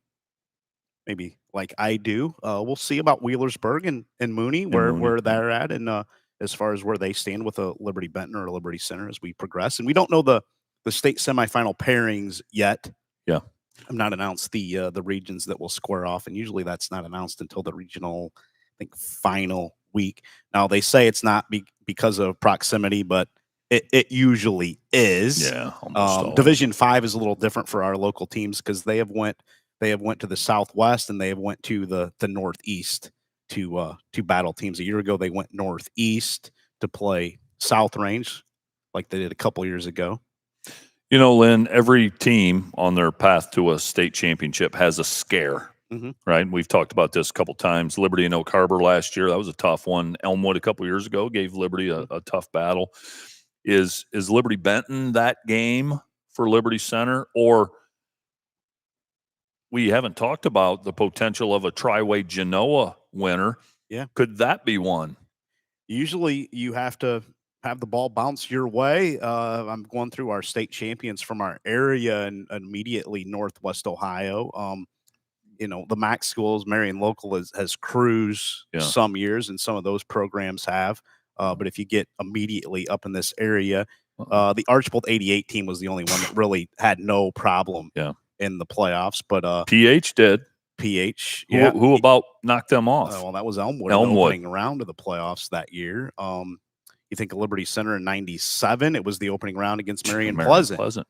And they got down 14-0 pronto and had to rally, and they got fortunate to even get in the playoffs because of the Ottawa Hills forfeiting their matchup, or Liberty Center would have not even gotten into the playoffs. So you could go several different ways. Archbold in the final game of the regular season, Liberty Center barely beat in 97. Yeah. Barely beat. I think Ryan Zeider I think he dropped the snap on a kick or something and threw a pass. I can't remember the tight end that Liberty had that season, if I remember correctly. But you go through them. 93 Wasion. Well, they got the snow and the ice against Ursuline. Yeah. At Berea at Finney Stadium. I was at that one too. And Ironton, they had the roughing the kicker penalty, and then they got a re-kick, and that one went through. 05 PH, obviously Central Catholic and all their runs. They've had to battle just and survive. Had to kind of have the ball bounce their way in a couple meetings. Usually you do. Usually you don't just roll through. No. Now Liberty Center's built that way that they could. I know. They could. It's hard to play at that level week in, week out, especially with teenage kids. I mean, they're bound to have a letdown, and I agree. Where's Liberty's? Maybe the first half of the Archbold game, is that it? I mean, is that it? Was that their test? Maybe. I don't know.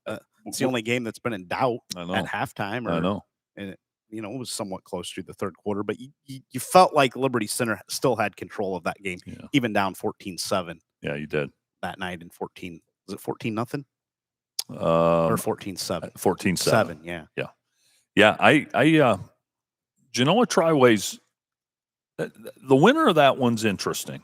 Yeah, but if you look at the teams that have given Liberty Center trouble the last handful of years, you have to be super rugged in the trenches, and you have to have a uber talented player somewhere. Got to have a star. Yep. You think of the Lindstrom kid from South Range in the state semifinal at Clyde, and the quarterback and running back, and their lines were outstanding.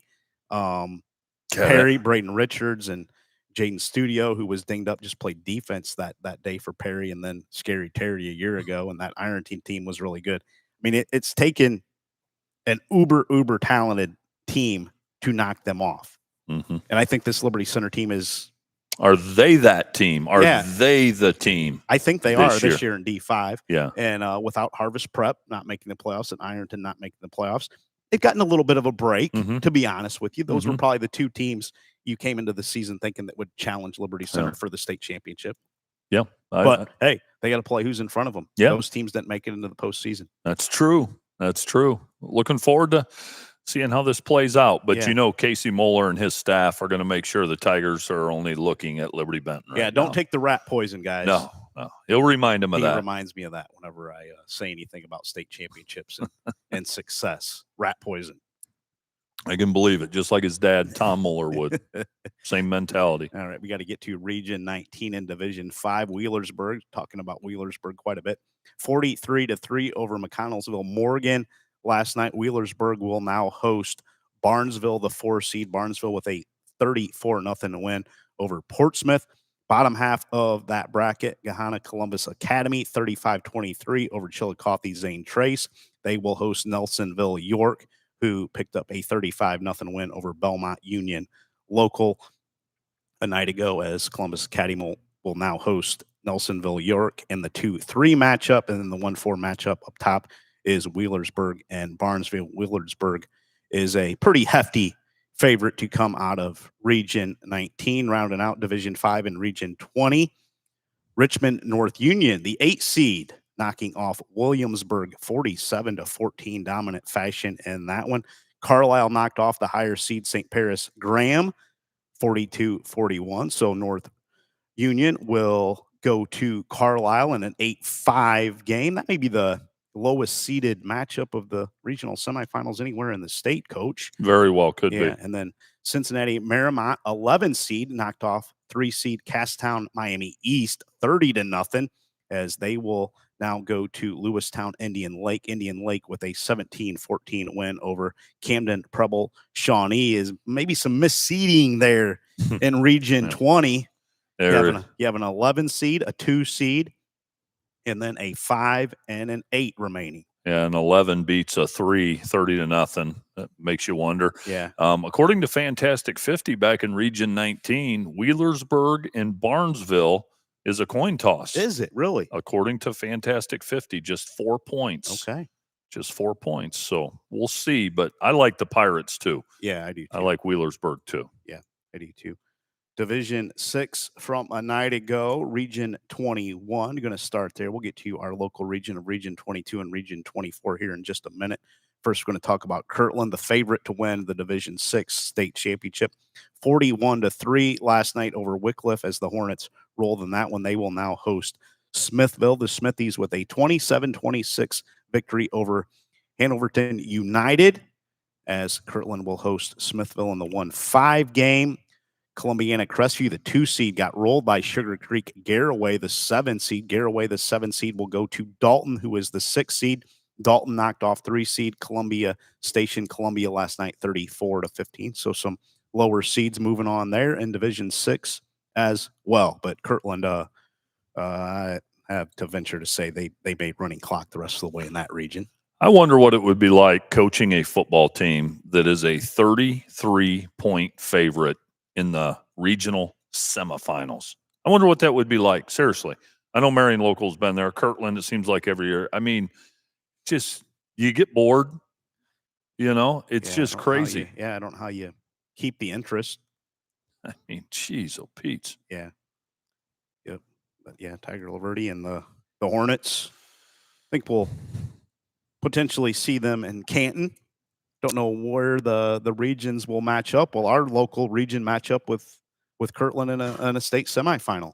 I mean, I suppose anything's possible. Yeah, our local region and Region 22. Cary, we're going to start with them. The Blue Devils knocked off top seed Margaretta last night in convincing fashion, 35-7, as Cary is rolling here later on this season. Another slow start for Coach Merschman and his crew, but the Cary Blue Devils have it going on now. Paulding with a 14-10 win over Fairview, a game that we talked about earlier. Says Paulding will now host another game. They will get Cary coming to Paulding County. Hopewell Loudon, no problem with Collins Western Reserve a night ago, 42-6. And now Hopewell Loudon will host Archbold in the 2-3 matchup. Archbold 44-12 over Attica Seneca East a night ago.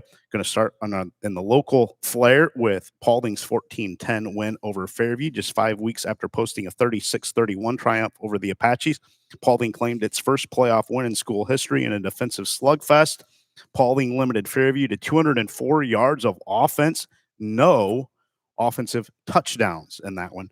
Meanwhile, Paulding ran for 167 yards on 35 attempts. Avery Cooper had 89 yards and a score on 17 totes for the Panthers. Blake Roanhouse had a receiving score and 4 grabs for 42 yards. Jalen Mans caught 5 balls for 83 yards, as Colt Hunt was 15 of 29 passing, 160 yards in the Paulding victory. Fairview had just 38 yards rushing on 26 attempts and was 15 of 33 passing for 166 yards while being picked off once. Logan Olinger returned an interception, 59 yards for the Apaches' lone score. Were you expecting a 14-10 game and no Fairview offensive touchdowns a night ago, Coach? Not in a million years. You can play any scenario you want in your mind. This one would have never entered your mind. The defensive effort for Paulding, unbelievable. 38 yards on the ground, they surrendered, and then 15 of 33 for Will Zedike, who's outstanding, less than 50%. So the offense, I know, gets a lot of the headlines in that, but that Paulding defense, and Paulding was an underdog last night. Fairview was a 9-point favorite. They were in the regular season. They were an underdog. They don't care. They're an underdog again this week against Cary, like 13 points, I think it said. Is it even going to matter? Paulding they're locked in, man. Mm-hmm. Yeah, different style of play that they're going to see Definitely this week against Cary. Haven't seen that style of play with their schedule. I will say that now, as Cary's seen Blake Roanhouse, Colt Hunts, and the Mans boys. As far as skill players go, I know they haven't seen the Mans boys. I can tell you that. They might have run into, a dynamic quarterback somewhere along the line. But pretty heated discussion on our message board about Paulding this morning. Was there? Oh yeah, it's still going. It's still going. Hey, I'm telling you, The main thing I can say is Paulding just continues to prove doubters wrong. And here's what I'll say. It doesn't matter what anyone outside of the walls of your locker room says. Yep. It's what happens within those walls. And Jim Yeah. Menzie gets a ton of credit for blocking out the noise, Right. and Yeah. those kids get the credit. That's what Jim Every time Menzie I would picked tell you. against Pauling, they won. Yeah. Now they're 11-0. Yep. Haven't lost yet this season. And I'd be curious their defensive, how they played defense tonight ago. Did they spy Will Zedike? How did they take away that Fairview offensive attack and did a pretty good job of limiting their completions under 50%, as you said? Yeah. What did they do defensively to really shut down a explosive Fairview attack? That's a great question. And the players obviously get the credit, but there's some coaching there too. And so you wonder if defensively, did they stunt? Did they blitz more or less than normal? They threw something at Fairview that they weren't expecting. Yes. Yeah. Because if Fairview has a beat on you, they'll make you pay for it. And again, the coaches get the credit for putting those kids in position to make those plays. Yeah. Patriot Publishers thinks Carey is different. Hope the Panthers can pull off the upset, but this will be a test they have not taken yet. I would agree with that. I think this is a little bit different test, a little bit rugged style, and Carey will have some athletes to match up with the man's boys and the skill that they have. They will, and I think sometimes sports are funny. I think sometimes people think like if you pick against someone or that you're hating or doubting, and no, it's more of a credit to the other team.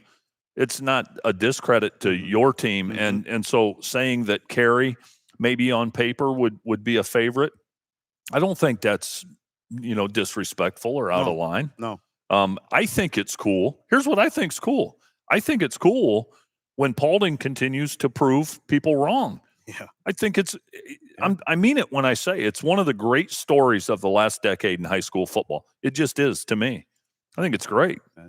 Can galvanize a community and school. Maybe that's the way they like it. I think they probably do. Yeah. Mike Heilshorn said they spied the quarterback and the ends kept him from getting outside. Okay. There you go. Answer. Thank you, Coach H, for that info. Coach H would know. Yeah, he would. He's an expert. He's come up with a few game plans in his day. So he might have came up with the same one a night ago. I'm telling you, he would have. He'd have figured something out. But yeah, it's Will Zedike's a handful to bottle up, man. And to hold him to no touchdowns. I'd like to know, when's the last time Fairview failed to score an offensive touchdown under Doug Rakes? Well, Doug Rakes probably been a little bit longer because they had some rough years. I know it.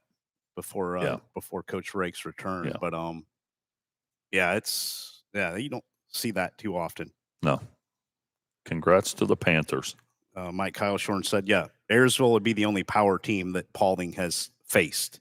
Fair enough. And that was a tight game. Yeah, it was. Was it like 36-33 if you can find that score for me? Yeah. It was pretty high scoring. But that would be, yes, Coach H, thank you for that comment. That was tight. Yeah. Coach H is right on the money there. 35-32. Okay. 35-32. They were picked to win by 33. Yeah. And that was about week 5-ish. Yep. 35-32. So, yeah, Carey's one of those teams. They just seem to get better every week, don't they? Yeah. They're kind of built for the postseason. Yeah. They almost like Columbus Grove. Start off slow a lot of years, and they started off.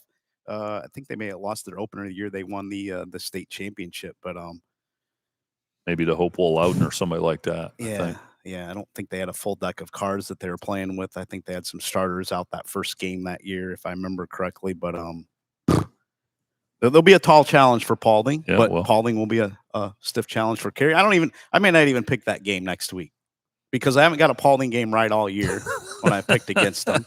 And if I pick against Carey, I'm gonna not be popular in that town again. But I think the Paulding fans and Coach Menzie, if you pick against Paulding, if you continue to do that and they keep winning, they would love you.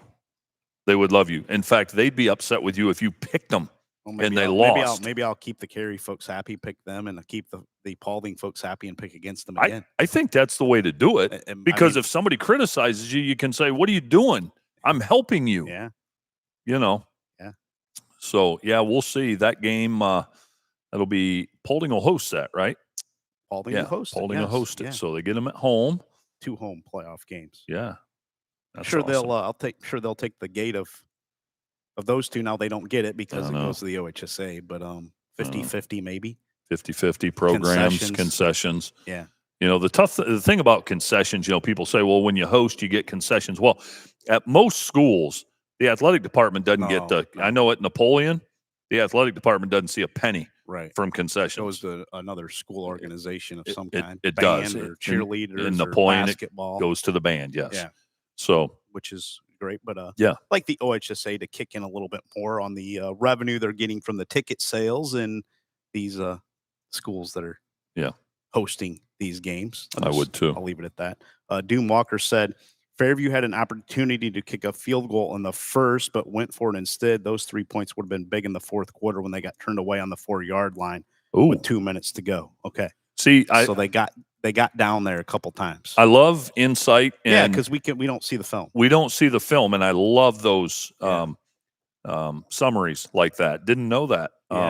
Yeah. Shoulda, woulda, coulda, right? Right.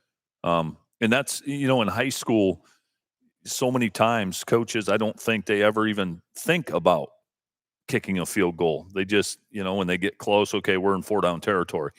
And kickers in high school have gotten better and better and better. Yeah. Absolutely. For sure have.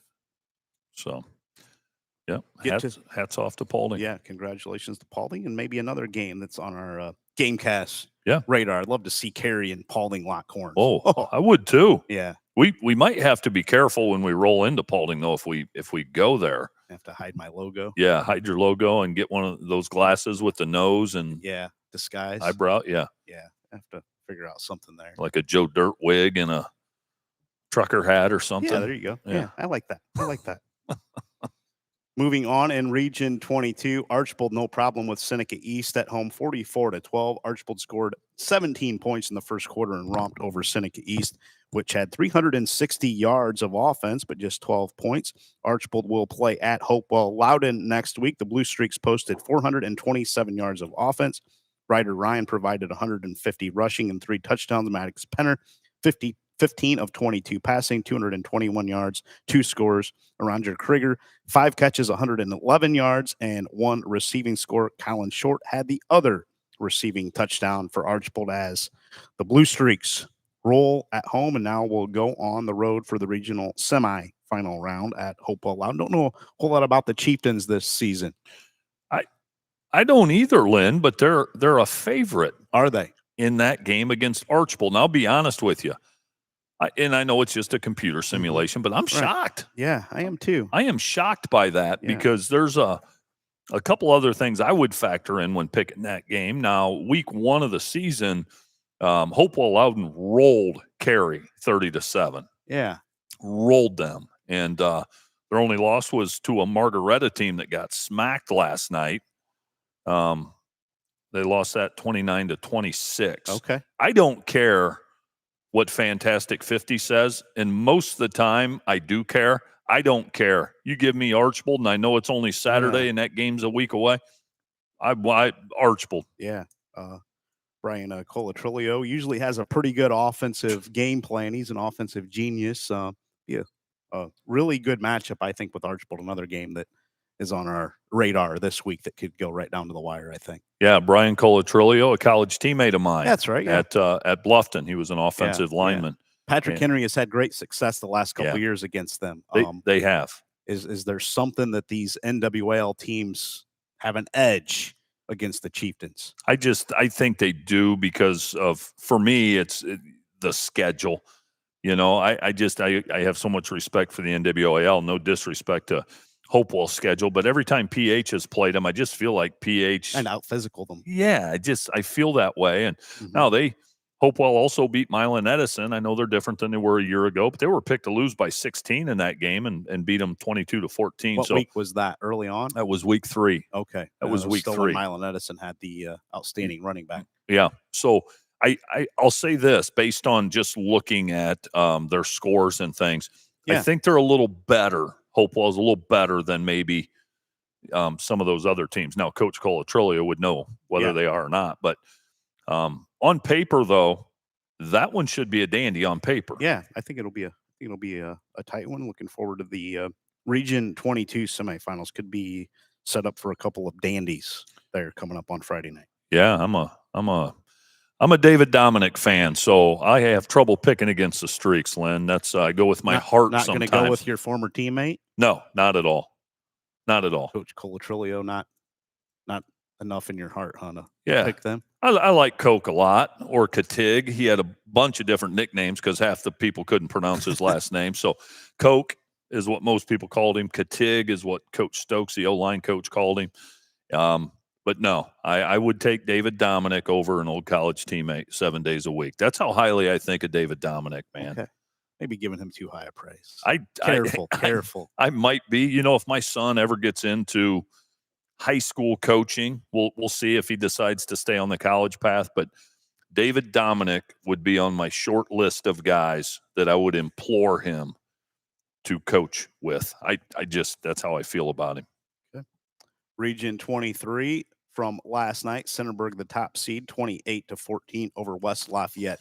Ridgewood, they will now host North Robinson Colonel Crawford, the 5 seed, who picked up a 42-8 dominating win over Mount Gilead. Bottom half of the bracket, Beverly Fort Fry, 28-14 over 10 seed Caldwell. The second seeded Fort Fry program will host 3 seed West Jefferson coming up. West Jefferson edged Toronto last night, 21-20. Wow. Colonel Crawford, Lynn, they've kind of been the model of consistency here the last few years. Yeah, they have. I have not seen them play. Now, I know Fairview beat them in a nail biter a few years back, but they've been really good. Usually in the region up this way with our Right. area programs, and have played some great games with our area teams up this way. Moving on to Region 24, have a couple of area games that we're going to talk about. Anna and Coldwater has both picked up wins a night ago.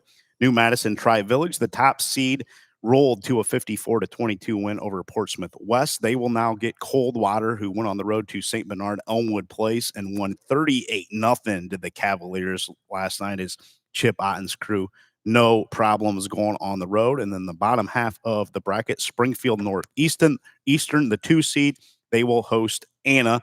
Northeastern 59-0 over Ironton Rock Hill. Thanks, buddy. And Anna, the 6th seed, went to Mechanicsburg and picked up a 46-12 win. Coldwater in their 38-0 win over St. Bernard Elmwood Place held the host to 55 yards. 55 yards on 45 plays. And now we'll go to Tri-Village. The Coldwater Cavaliers. Carson Holman had 6 completions to total 111 yards and a 27-yard touchdown to Derek Dews, who also had scoring runs of 8 and 2 yards. Holman added a 3-yard TD run, while Bennett Spriggs caught a 9-yard touchdown from Caleb Schroyer in the 4th quarter. The Titans had 40 yards rushing on 40 attempts and completed 3 of 5 passes for 15 yards. Welcome to MAC football, St. Bernard Elmwood Place. Yeah, those are teams, you always want to play teams you haven't played before. I'd be surprised if Coldwater and Elmwood Place have ever met before. But what a disadvantage if you're playing one of these MAC schools for the first time and maybe you don't fully know what to expect. Good gracious. Do you think they knew what to expect a night ago? Maybe a couple of the coaches did. I don't think the kids and parents did. My goodness. But those defensive numbers, wow. Yeah. And Anna 46-12 over Mechanicsburg on the road, as the Rockets had no problem winning. And that one is they will now get Northeastern, the Jets, who are down in Clark County, South Vienna. You ever been in South Vienna, Coach? I've been a lot of places, Lynn, but I've never been to South Vienna. Yeah, yes. Anna was tied 12-12 with Mechanicsburg. right. And I remember last Yeah. night going, hey, they're going to have to survive this. Well, they did. Yeah, no doubt about that. And maybe setting up an Anna and Coldwater Regional Championship.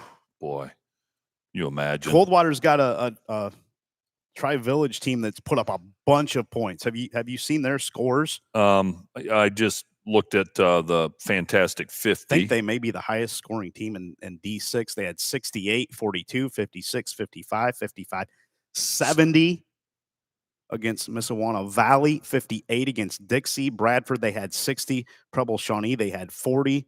Arcanum, they put up 42 and then 54 last night. Now, they have not played a team outside of Preble Shawnee and Arcanum that has a winning record, and there are some bad teams that New Madison has played down there in Darke County. Troy Christian's 0-10, National Trails 4-6, Tri-County North is 4-6, Twin Valley South is 2-8, and Ansonia, I guess, is 8-3 too. I missed them as far as teams with the winning record. Missawana Valley is 4-6, Dixie 1-9, Bradford 0-10, and then Preble Shawnee and Arcanum have had better years, but they may be in for a little bit of a surprise taking on Chip Otten and crew.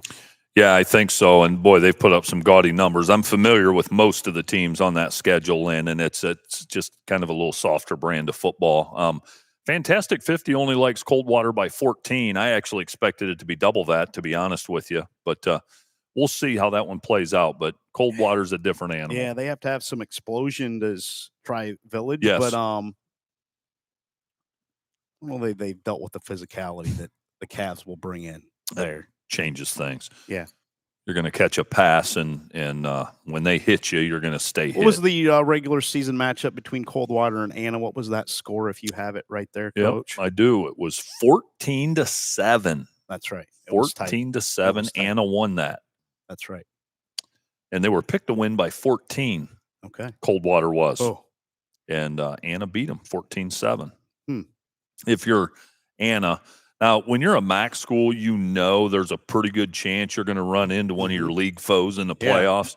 But if you're Anna, you don't want Coldwater to have another crack at you. Yeah, I hear you. You know, those MAC schools always a lot of rematches and knock each other out. Or MAC could probably have a lot more state championships.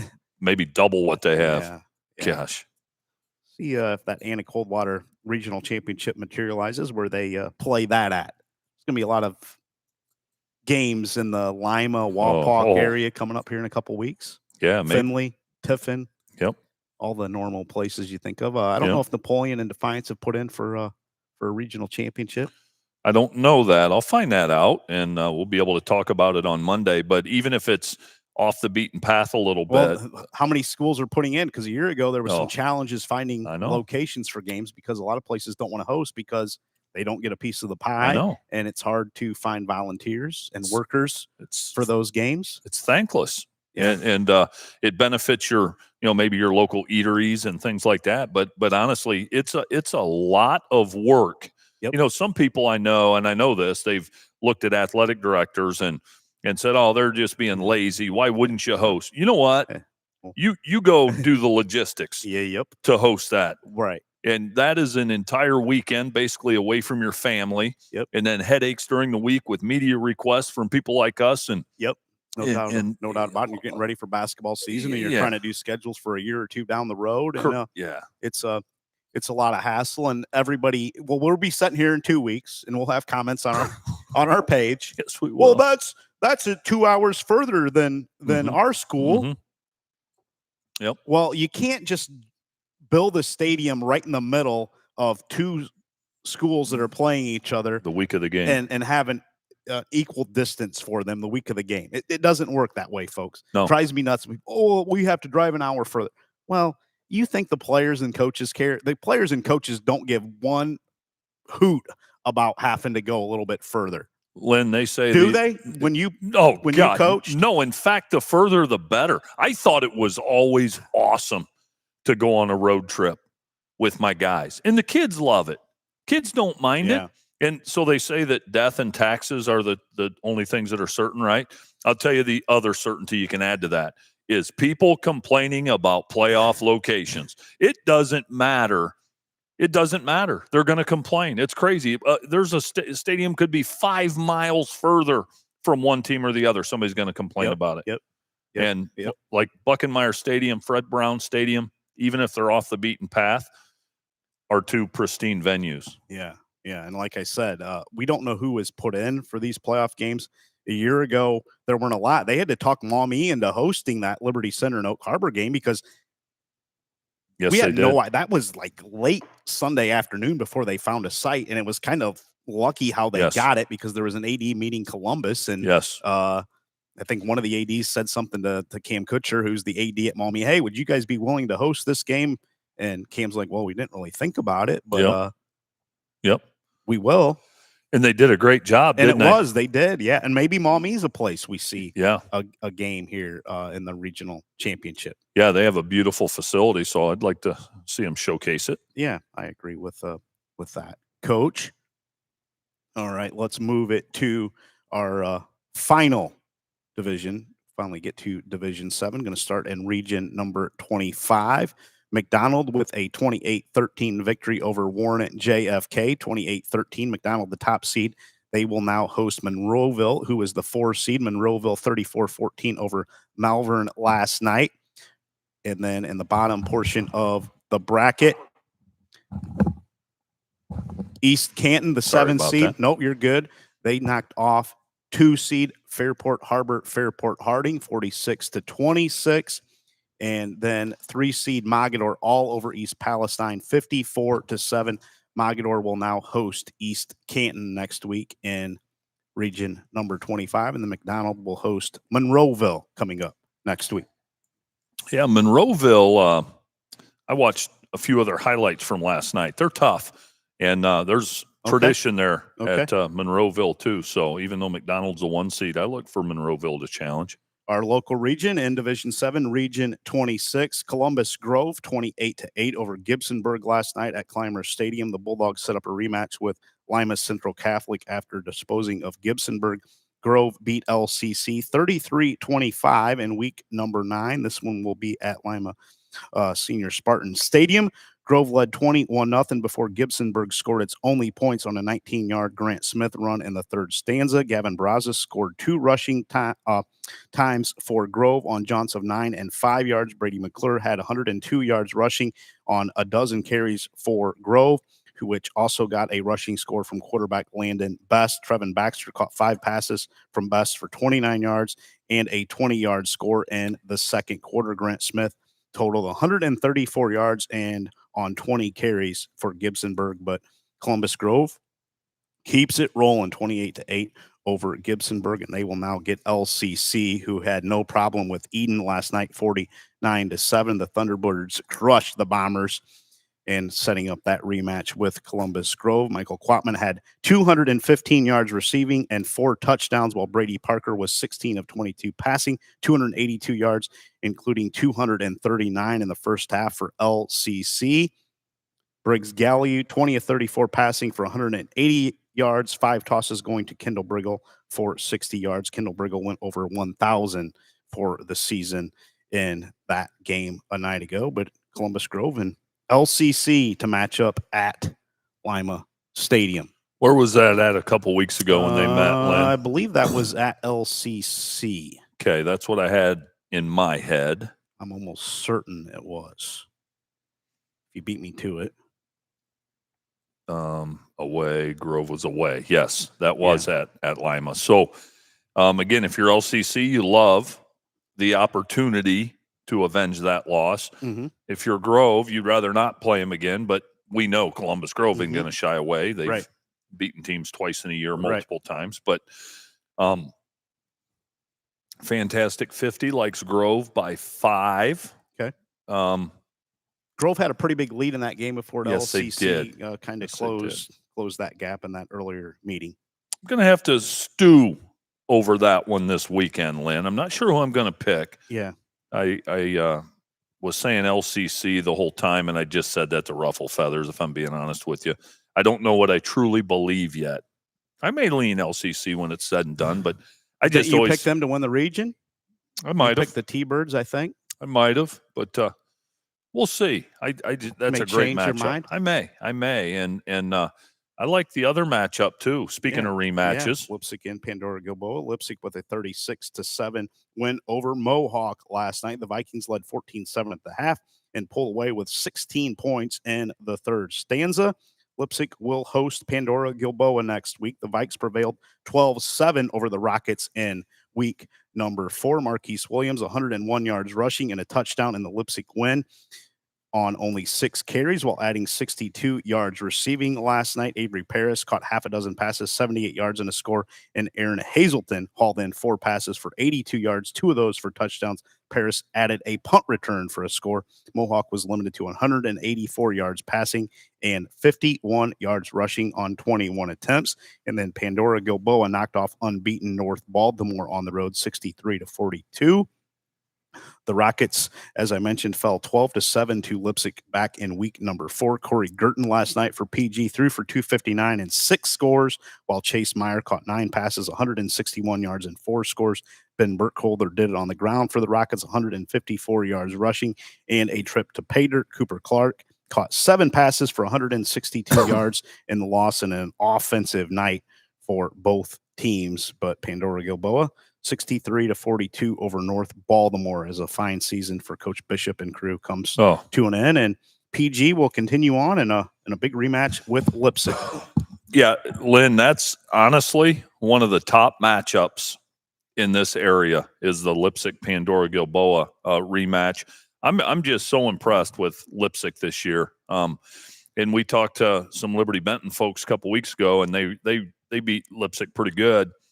But they were impressed with Lipsick, and we know they're well coached. Coach Kirkendall does a fantastic job, and they left no doubt last night. That's a coin flip game, though. Yep, that's a coin flip game. About it. Yeah, Pandora and Lipsick go either way, and have to dive into some analytics and the film room to see who we're going to pick, because I don't know who I'm going to pick in that one. I don't either. This could go either way very easily. I've gotten burnt. Yeah. Picking against Lipsick a few times, and they made a statement last night. I might not make that mistake again this week, but I have trouble picking against Pandora. Yeah. Yep. Going to take our final break, come back and talk about Region 27 and then Region 28, which has a MAC flavor to it. We'll be right back after these messages. American Freedom Energy and Grandma's General Store off Route 24 on State Route 109, just south of Liberty Center, now has 88 unleaded fuel and is your one-stop shop for fuel, food, drinks, and much, much more, including locally raised meats and home-baked goods. American Freedom Energy and Grandma's General Store is proud to support Black Swamp Football and is the host of the Black Swamp Football podcast, football show, and Saturday mornings Rise and Rewind. Stop in and see Glenn and Greg today and make American Freedom Energy and Grandma's General Store a part of your everyday routine. Welcome back to Rise and Rewind, presented by the Swanton Welding Company. Also, thank you to our gracious hosts here at American Freedom Energy and Grandma's General Store, Glenn and Greg Badenhop. They have been very, very good to us over the years, and we have a few more weeks to go with our podcast and Rise and Rewind. We'll probably do it through the state semis as long as we have some area teams playing, and then have 3 more weeks. I love Saturday morning. I love it. Yeah, the Badenhops have been fantastic to us. If you've never stopped by here, it's worth it. Yep. If you're passing through on 24, stop in. We talk a lot about what they have in the coolers, but boy, the beef and pork and different things from area. It's almost like an Amish general store. Yep. Stop in. They've been great to us, and we're thankful. They have some bacon cheddar brats out there. God. And if you haven't got a hold of those, you're going to want to. I think they're even better than the cheddar brats. I never thought I'd say I this. like the patties. Yeah. I like the patties because they get done quicker. They thaw out quicker than the regular bratwurst hot dog style that you get in the casings. But I like the patties because you get about 20 of them for probably half the price almost. Yeah, I swore for 2 years on the Pettisville Meats cheddar brats, and I wouldn't budge on that. The Sattler family meats, cheddar bacon. And I'm telling you, Sattler's stepped up their game here recently. The brats are a little bit bigger. Pettisville's used to be just a little bit bigger. Sattler's has exceeded that. The bacon cheddar brats, I think I did them Wednesday night. And I think I sent a picture to you and Coach Cromwell maybe. Oh, my goodness. Unbelievable. Unbelievable. And then the Sonnenberg Farms hamburger patties, ground beef patties. Maybe the best I've ever had. Unbelievable. Yeah, I totally agree. So if you're traveling down 24, headed to Toledo or the Fort Wayne area, stop in here at American Freedom Energy just off of 24 and pick up some snacks and something for the grill or the smoker. Oh, you won't regret it. Yeah, And then if you need a beverage to maybe wash it down, yep, they've got a beer cave. You can find that as well here. Yep. All of the beverages you need, and hopefully got to keep Coach Cromwell away because I think he's hankering for some of these items we've been talking about here recently. I think he's going to make a trip from. Did he say he lived in Perrysburg? I can't remember, the Toledo area somewhere. I think he's going to making the trek west to come here to American Freedom Energy and stock up again, and then I have to deal with him sending us pictures of him grilling and with his Pepsi in hand. Yeah, he got some groceries that night. He was here, and I turned him on to the Delmonico ribeyes from Sonnenberg Farms, and then I did those this week also. And oh my goodness, they just melt in your mouth. But yeah, he likes to grill and have a Pepsi, and love to get him back here. Yeah, wonder if he's listening this morning. I don't know. He's probably getting ready for the noon kickoffs. Yeah. I saw his wife posted his football watching schedule for the week on Facebook. It's always interesting to see which games he's paying attention to. I enjoy that too. He's a gem. He is a gem. Region 27 as we finish up our show this week. Jeromesville, Hillsdale, no problem with Conotton Valley last night, 63-6. Hillsdale, the 1 seed, will now host Willowwood Sims Valley, the 4 seed, who rolled over Gloucester Trimble 41-12. 2 seed Waterford, they rolled last night as well, 42-7 over Strasburg Franklin. They will now host Danville, the 11 seed. Danville upset the 3 seed as far as seeding goes. I don't think this was an upset as far as the experts thought looking at this score, but Danville 59-0 over Lancaster Fisher Catholic, who was the 3 seed. I think there was some misseeding in that region, Coach. Yeah, goodness. That personifies what we talked about in the outset of this program. Boy, oh boy. Well, we'll get to the I think the real region in Division 7 here, Region 28. That's probably going to be our state champion. I was going to say, does what we're talking about in 27 really matter? I know it matters to those kids, but I don't know that it does. We'll get to Region 28 is Marion Local faced a Sidney Lehman Catholic team a night ago that came in with a bunch of points on the season, but no problem for the Flyers, 42-12. Now 175 straight has Marion Local. Fort Recovery, another MAC team, they went all the way down to Pike County, a 3-hour bus ride, or probably even more. That was looking up on the MapQuest. It was 3 hours by car. Who knows how far it was with the bus? But Fort Recovery rolled down to Beaver Eastern and put it on them, 38-6 last night. St. Henry and New Bremen locked up again in a rematch, and St. Henry just edged the Cards 14-7. St. Henry will now host Cedarville, the 11 seed, as they knocked off Cincinnati Country Day 49-21, and a little bit of a upset there as far as the seeding goes. And now we will get Fort Recovery at Marion Local and St. Henry facing Cedarville. Going to start with our recaps. Fort Recovery 38-6 at Beaver Eastern, earning a rematch with Marion Local, which cruised to a 41-7 win over the Indians back in Week 7. The Eagles were no match for Fort Recovery last night, which outgained the host 450-196. Alex Gehrke had a huge night passing, 9 completions, went for 262 yards, 5 touchdowns in that one for Fort Recovery. Colson Post caught 5 of those for 169, including 4 touchdowns. Breaker Judy had 31 yards receiving had a 31-yard receiving touchdown. Reese Wendell ran for 90 yards, and Judy also had 52 yards and a touchdown on 2 rushing attempts for Fort Recovery. Fort Recovery held Eastern's Eric Manley to 97 yards passing on 8 of 25 completions. Manley entered the game with 2,243 yards through the air and 30 touchdowns. Eastern also managed only 72 yards on 27 rushing attempts. They will now get Marion Local, will Fort Recovery and West winning. The Flyers held Sidney Lehman Catholic to its lowest point total of the season. Lehman Catholic was averaging 47 points per game entering the game last night. Marion Local had 209 yards rushing on 30 attempts and 110 through the air on just 3 completions. Lehman Catholic managed just 199 yards overall, with 221 coming in the air while losing 22 yards on 11 rushes. So no rushing game for Lehman Catholic last night. Camden Eifert turned out 136 yards rushing and 3 scores on 18 attempts for Marion Local. Ben Meyer also had a rushing score. Andrew Schmackers had a receiving score as well for the Flyers, as Marion Local another running clock, and they cruise and they set up a rematch with Fort Recovery. St. Henry, they had a little bit tougher time this time with New Bremen, 14-7. They beat New Bremen 20-0 in the regular season. This time a 14-7 victory in a tighter playoff clash. Charlie Whirling had 159 of St. Henry's 203 yards rushing. He threw for 72 yards. The Redskins had 275 yards overall. New Bremen quarterback Gavin Dickey had 76 yards rushing, while Jacob Kelly ran for 64.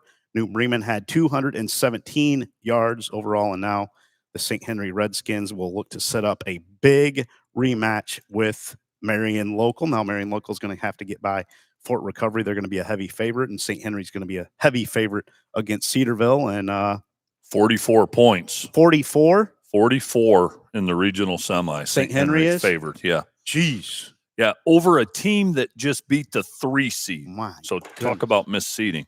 Well, we're possibly 2 weeks away from the Division 7 state championship. Yeah. Don't know where it's going to be. It'll be at a neutral site, but St. Henry, Marion, Local, if they both take care of business this week, both, as I said, heavy favorites, and they played a absolute dandy in the regular season. Man, boy. Were you surprised New Bremen played them that tight or no, not? I think I said on the podcast maybe like 21-7. Okay. Usually those All right. rematches in the MAC are similar Pretty to close, their aren't they? regular season, maybe a score here different, but a little tighter this time. But St. Henry finds a way to pick up the victory. But you never know in the MAC. So Just never know. no, you don't. They're so well coached. Yeah. Players are good, we know, but boy, coaches are good too down there. What is Marion Local favored by against Fort Recovery in that rematch? Marion Local, Fort Recovery. I will tell you right now. Ooh, 29. 29. Okay. Yeah. So 4 scores plus favorite for Marion Local and St. Henry. Now a couple weeks away, but Yeah. who would you pick between St. Henry and Marion Local if we get to that? Marion Local. Okay. Not going to stray. Nope. Okay. Nope. Can't do it. Can't do it. Would I love to see kind of a changing of the guard? Yeah, I would. Yeah, I would, just because I'd like to see something different. But I have so much respect and admiration for Marion Local. I'm not a guy that's a hater when teams win. Like, I think it's fascinating watching Marion Local. So I don't mind it when they win because I just shake my head. But I'd like to see the Redskins unseat them. Yeah. I would. Both a couple of great communities, great coaches, great kids. Be happy for both of them. Well, it's the way they conduct business, Lynn, is everything that's right about our society, our schools, our families. It's just what you want, Right. you know? So I love it. Yeah. I love seeing Marion Local's success. Be curious how they match up the regions. Will it be like it is normal where the MAC team plays the Region 26 winner? Columbus Grove, LCC, Pandora Gilboa, Lipsick. I'm going to say yes. I think it will. It usually always happens. It seems like it always happens. I think it will. I don't even think it's much of a thought. I think the OHSAA almost kind of I think preconceived. the only year they didn't was maybe the year Columbus Grove won state in 2003. Oh, yeah, and I think they played Local. they played Marion Local in the state championship, Finals. but the state semis they played a Columbus area team. Okay. No, I don't know. That's an exception. If it's Columbus Grove or LCC or Lipsick or Pandora Gilboa, I can't imagine they're not going to match them up with a St. Henry or Marion Local. I would agree with you. But maybe they want to change it up. I don't know. They might. There's They been a might. lot of discussion about changing up the regions that match up, and I don't think it would hurt anything. No, I don't either. And- Kind of a nice change. Maybe rotate it. I don't know, but Bill Inselman wouldn't mind that. no, Right? I know Columbus Grove folks wouldn't mind that. No. They've had to go up against the MAC here, either Versailles or Marion Local, about Yeah. every year. Coldwater, the COVID year, Yeah. down at Sydney. Grove might have made a couple more appearances. Yeah, And yeah, in Canton. the state. Yeah, no Yeah, doubt you about know. it. Yeah, no doubt about that. We'll cross that bridge when we get there. Yep. But congratulations to the team still playing. Enjoy it. Have another week. Give it your all and stay healthy. And that's it. Good health. Yep. Good health to those young men and their families and coaches. And I'm looking forward to it. We'll see. We'll see a lot of rematches. Yes. A lot of rematches. Several rematches that we're looking forward to this week are teams that have played in the recent playoff era. Yep, for sure. Yep. Thank you, everybody, for listening. Thank you to the Swanton Welding Company and our good friend Norm Zider for sponsoring Saturday morning's Rise and Rewind. Thank you to Glenn Badenhop and crew here at American Freedom Energy for hosting us. We'll be back on Monday night with our podcast to break down the regional semifinal round. I'm going to get some groceries here, Lynn, Are you? because I went through all my Delmonicos, my brats, and my burger patties. So I'm going to restock. Nice. Yep. College football. Enjoy it. Yep. You too. Enjoy your weekend. Everybody listening, enjoy your weekend. And you're on the road to Latonia, Ohio. I am. Yep. 8-man All right. state championship. I All have some right. duties there today. I had something come up. Yeah, I thought you were going with me. Yeah, I found out that I have something. Oh, So you have some I'm family sorry. coming into Yeah, town. yeah. Yeah, I got some family that That's I what haven't Cindy seen in a told me. Yeah, she probably wants me to go. Well, you can watch if there's several different viewing options. If you go to the Northern Eights Facebook or Okay. Twitter page, there's several Okay. ways you can watch it on the huddle of Latonia High School as well. Okay. So Very if you, good. If you want to take in the 8-man state championship, 6:00 tonight. I just Chalker and Sandusky St. Mary Central Catholic love it. going to duke it out for the state championship. Sponsored by the Ohio High School Football Coaches Association. Wonder if we'll see Todd Peterson there. No. Because he's part of the Coaches Association. Pete ain't I making didn't that see him on the trip. pass list, so I don't think Pete will be there. He ain't Pete making can't that even trip. show up for our podcast I know. or our shows here. I know. Pete ain't going to be there. Going to be a little nippy there, though. Is it? Gonna be a It's little gonna be nippy. cold? Yeah, Do I need to bundle bust up, out buddy. the Carhartt? I would. That's a good looking coat. I've been carrying mine around with me in my vehicle, waiting to bust it out. Well, but you're going to have to Monday morning when you go to I know. school. If I you have know. school, it's supposed to snow. I know. I saw that. It's gonna be some rain, I think, overnight, Yep. changing to snow and Yeah. significant amounts depending on where you're at. Yeah, I think Southern Michigan's going to get maybe 2-3 inches That's of what snow. I saw. Yeah. Yep. But next Friday looks good. I think I saw 50s or 60s. Yep. Now, I know it was a week away, but it doesn't Yep. look like too much of an impact. Now we may get some impact on the weather front here as the final month of the season progresses. Best time of the year. Love Absolutely. it. Coach, thank you so much Thank for you. joining us Saturday morning. Thank you to all of our sponsors. Thank you to Glenn and Greg Badenhop here at American Freedom Energy for hosting us, and also our good friend Norm Zider at the Swanton Welding Company. Have a great weekend. We will talk to you again on Monday as we go to the regional semifinal round.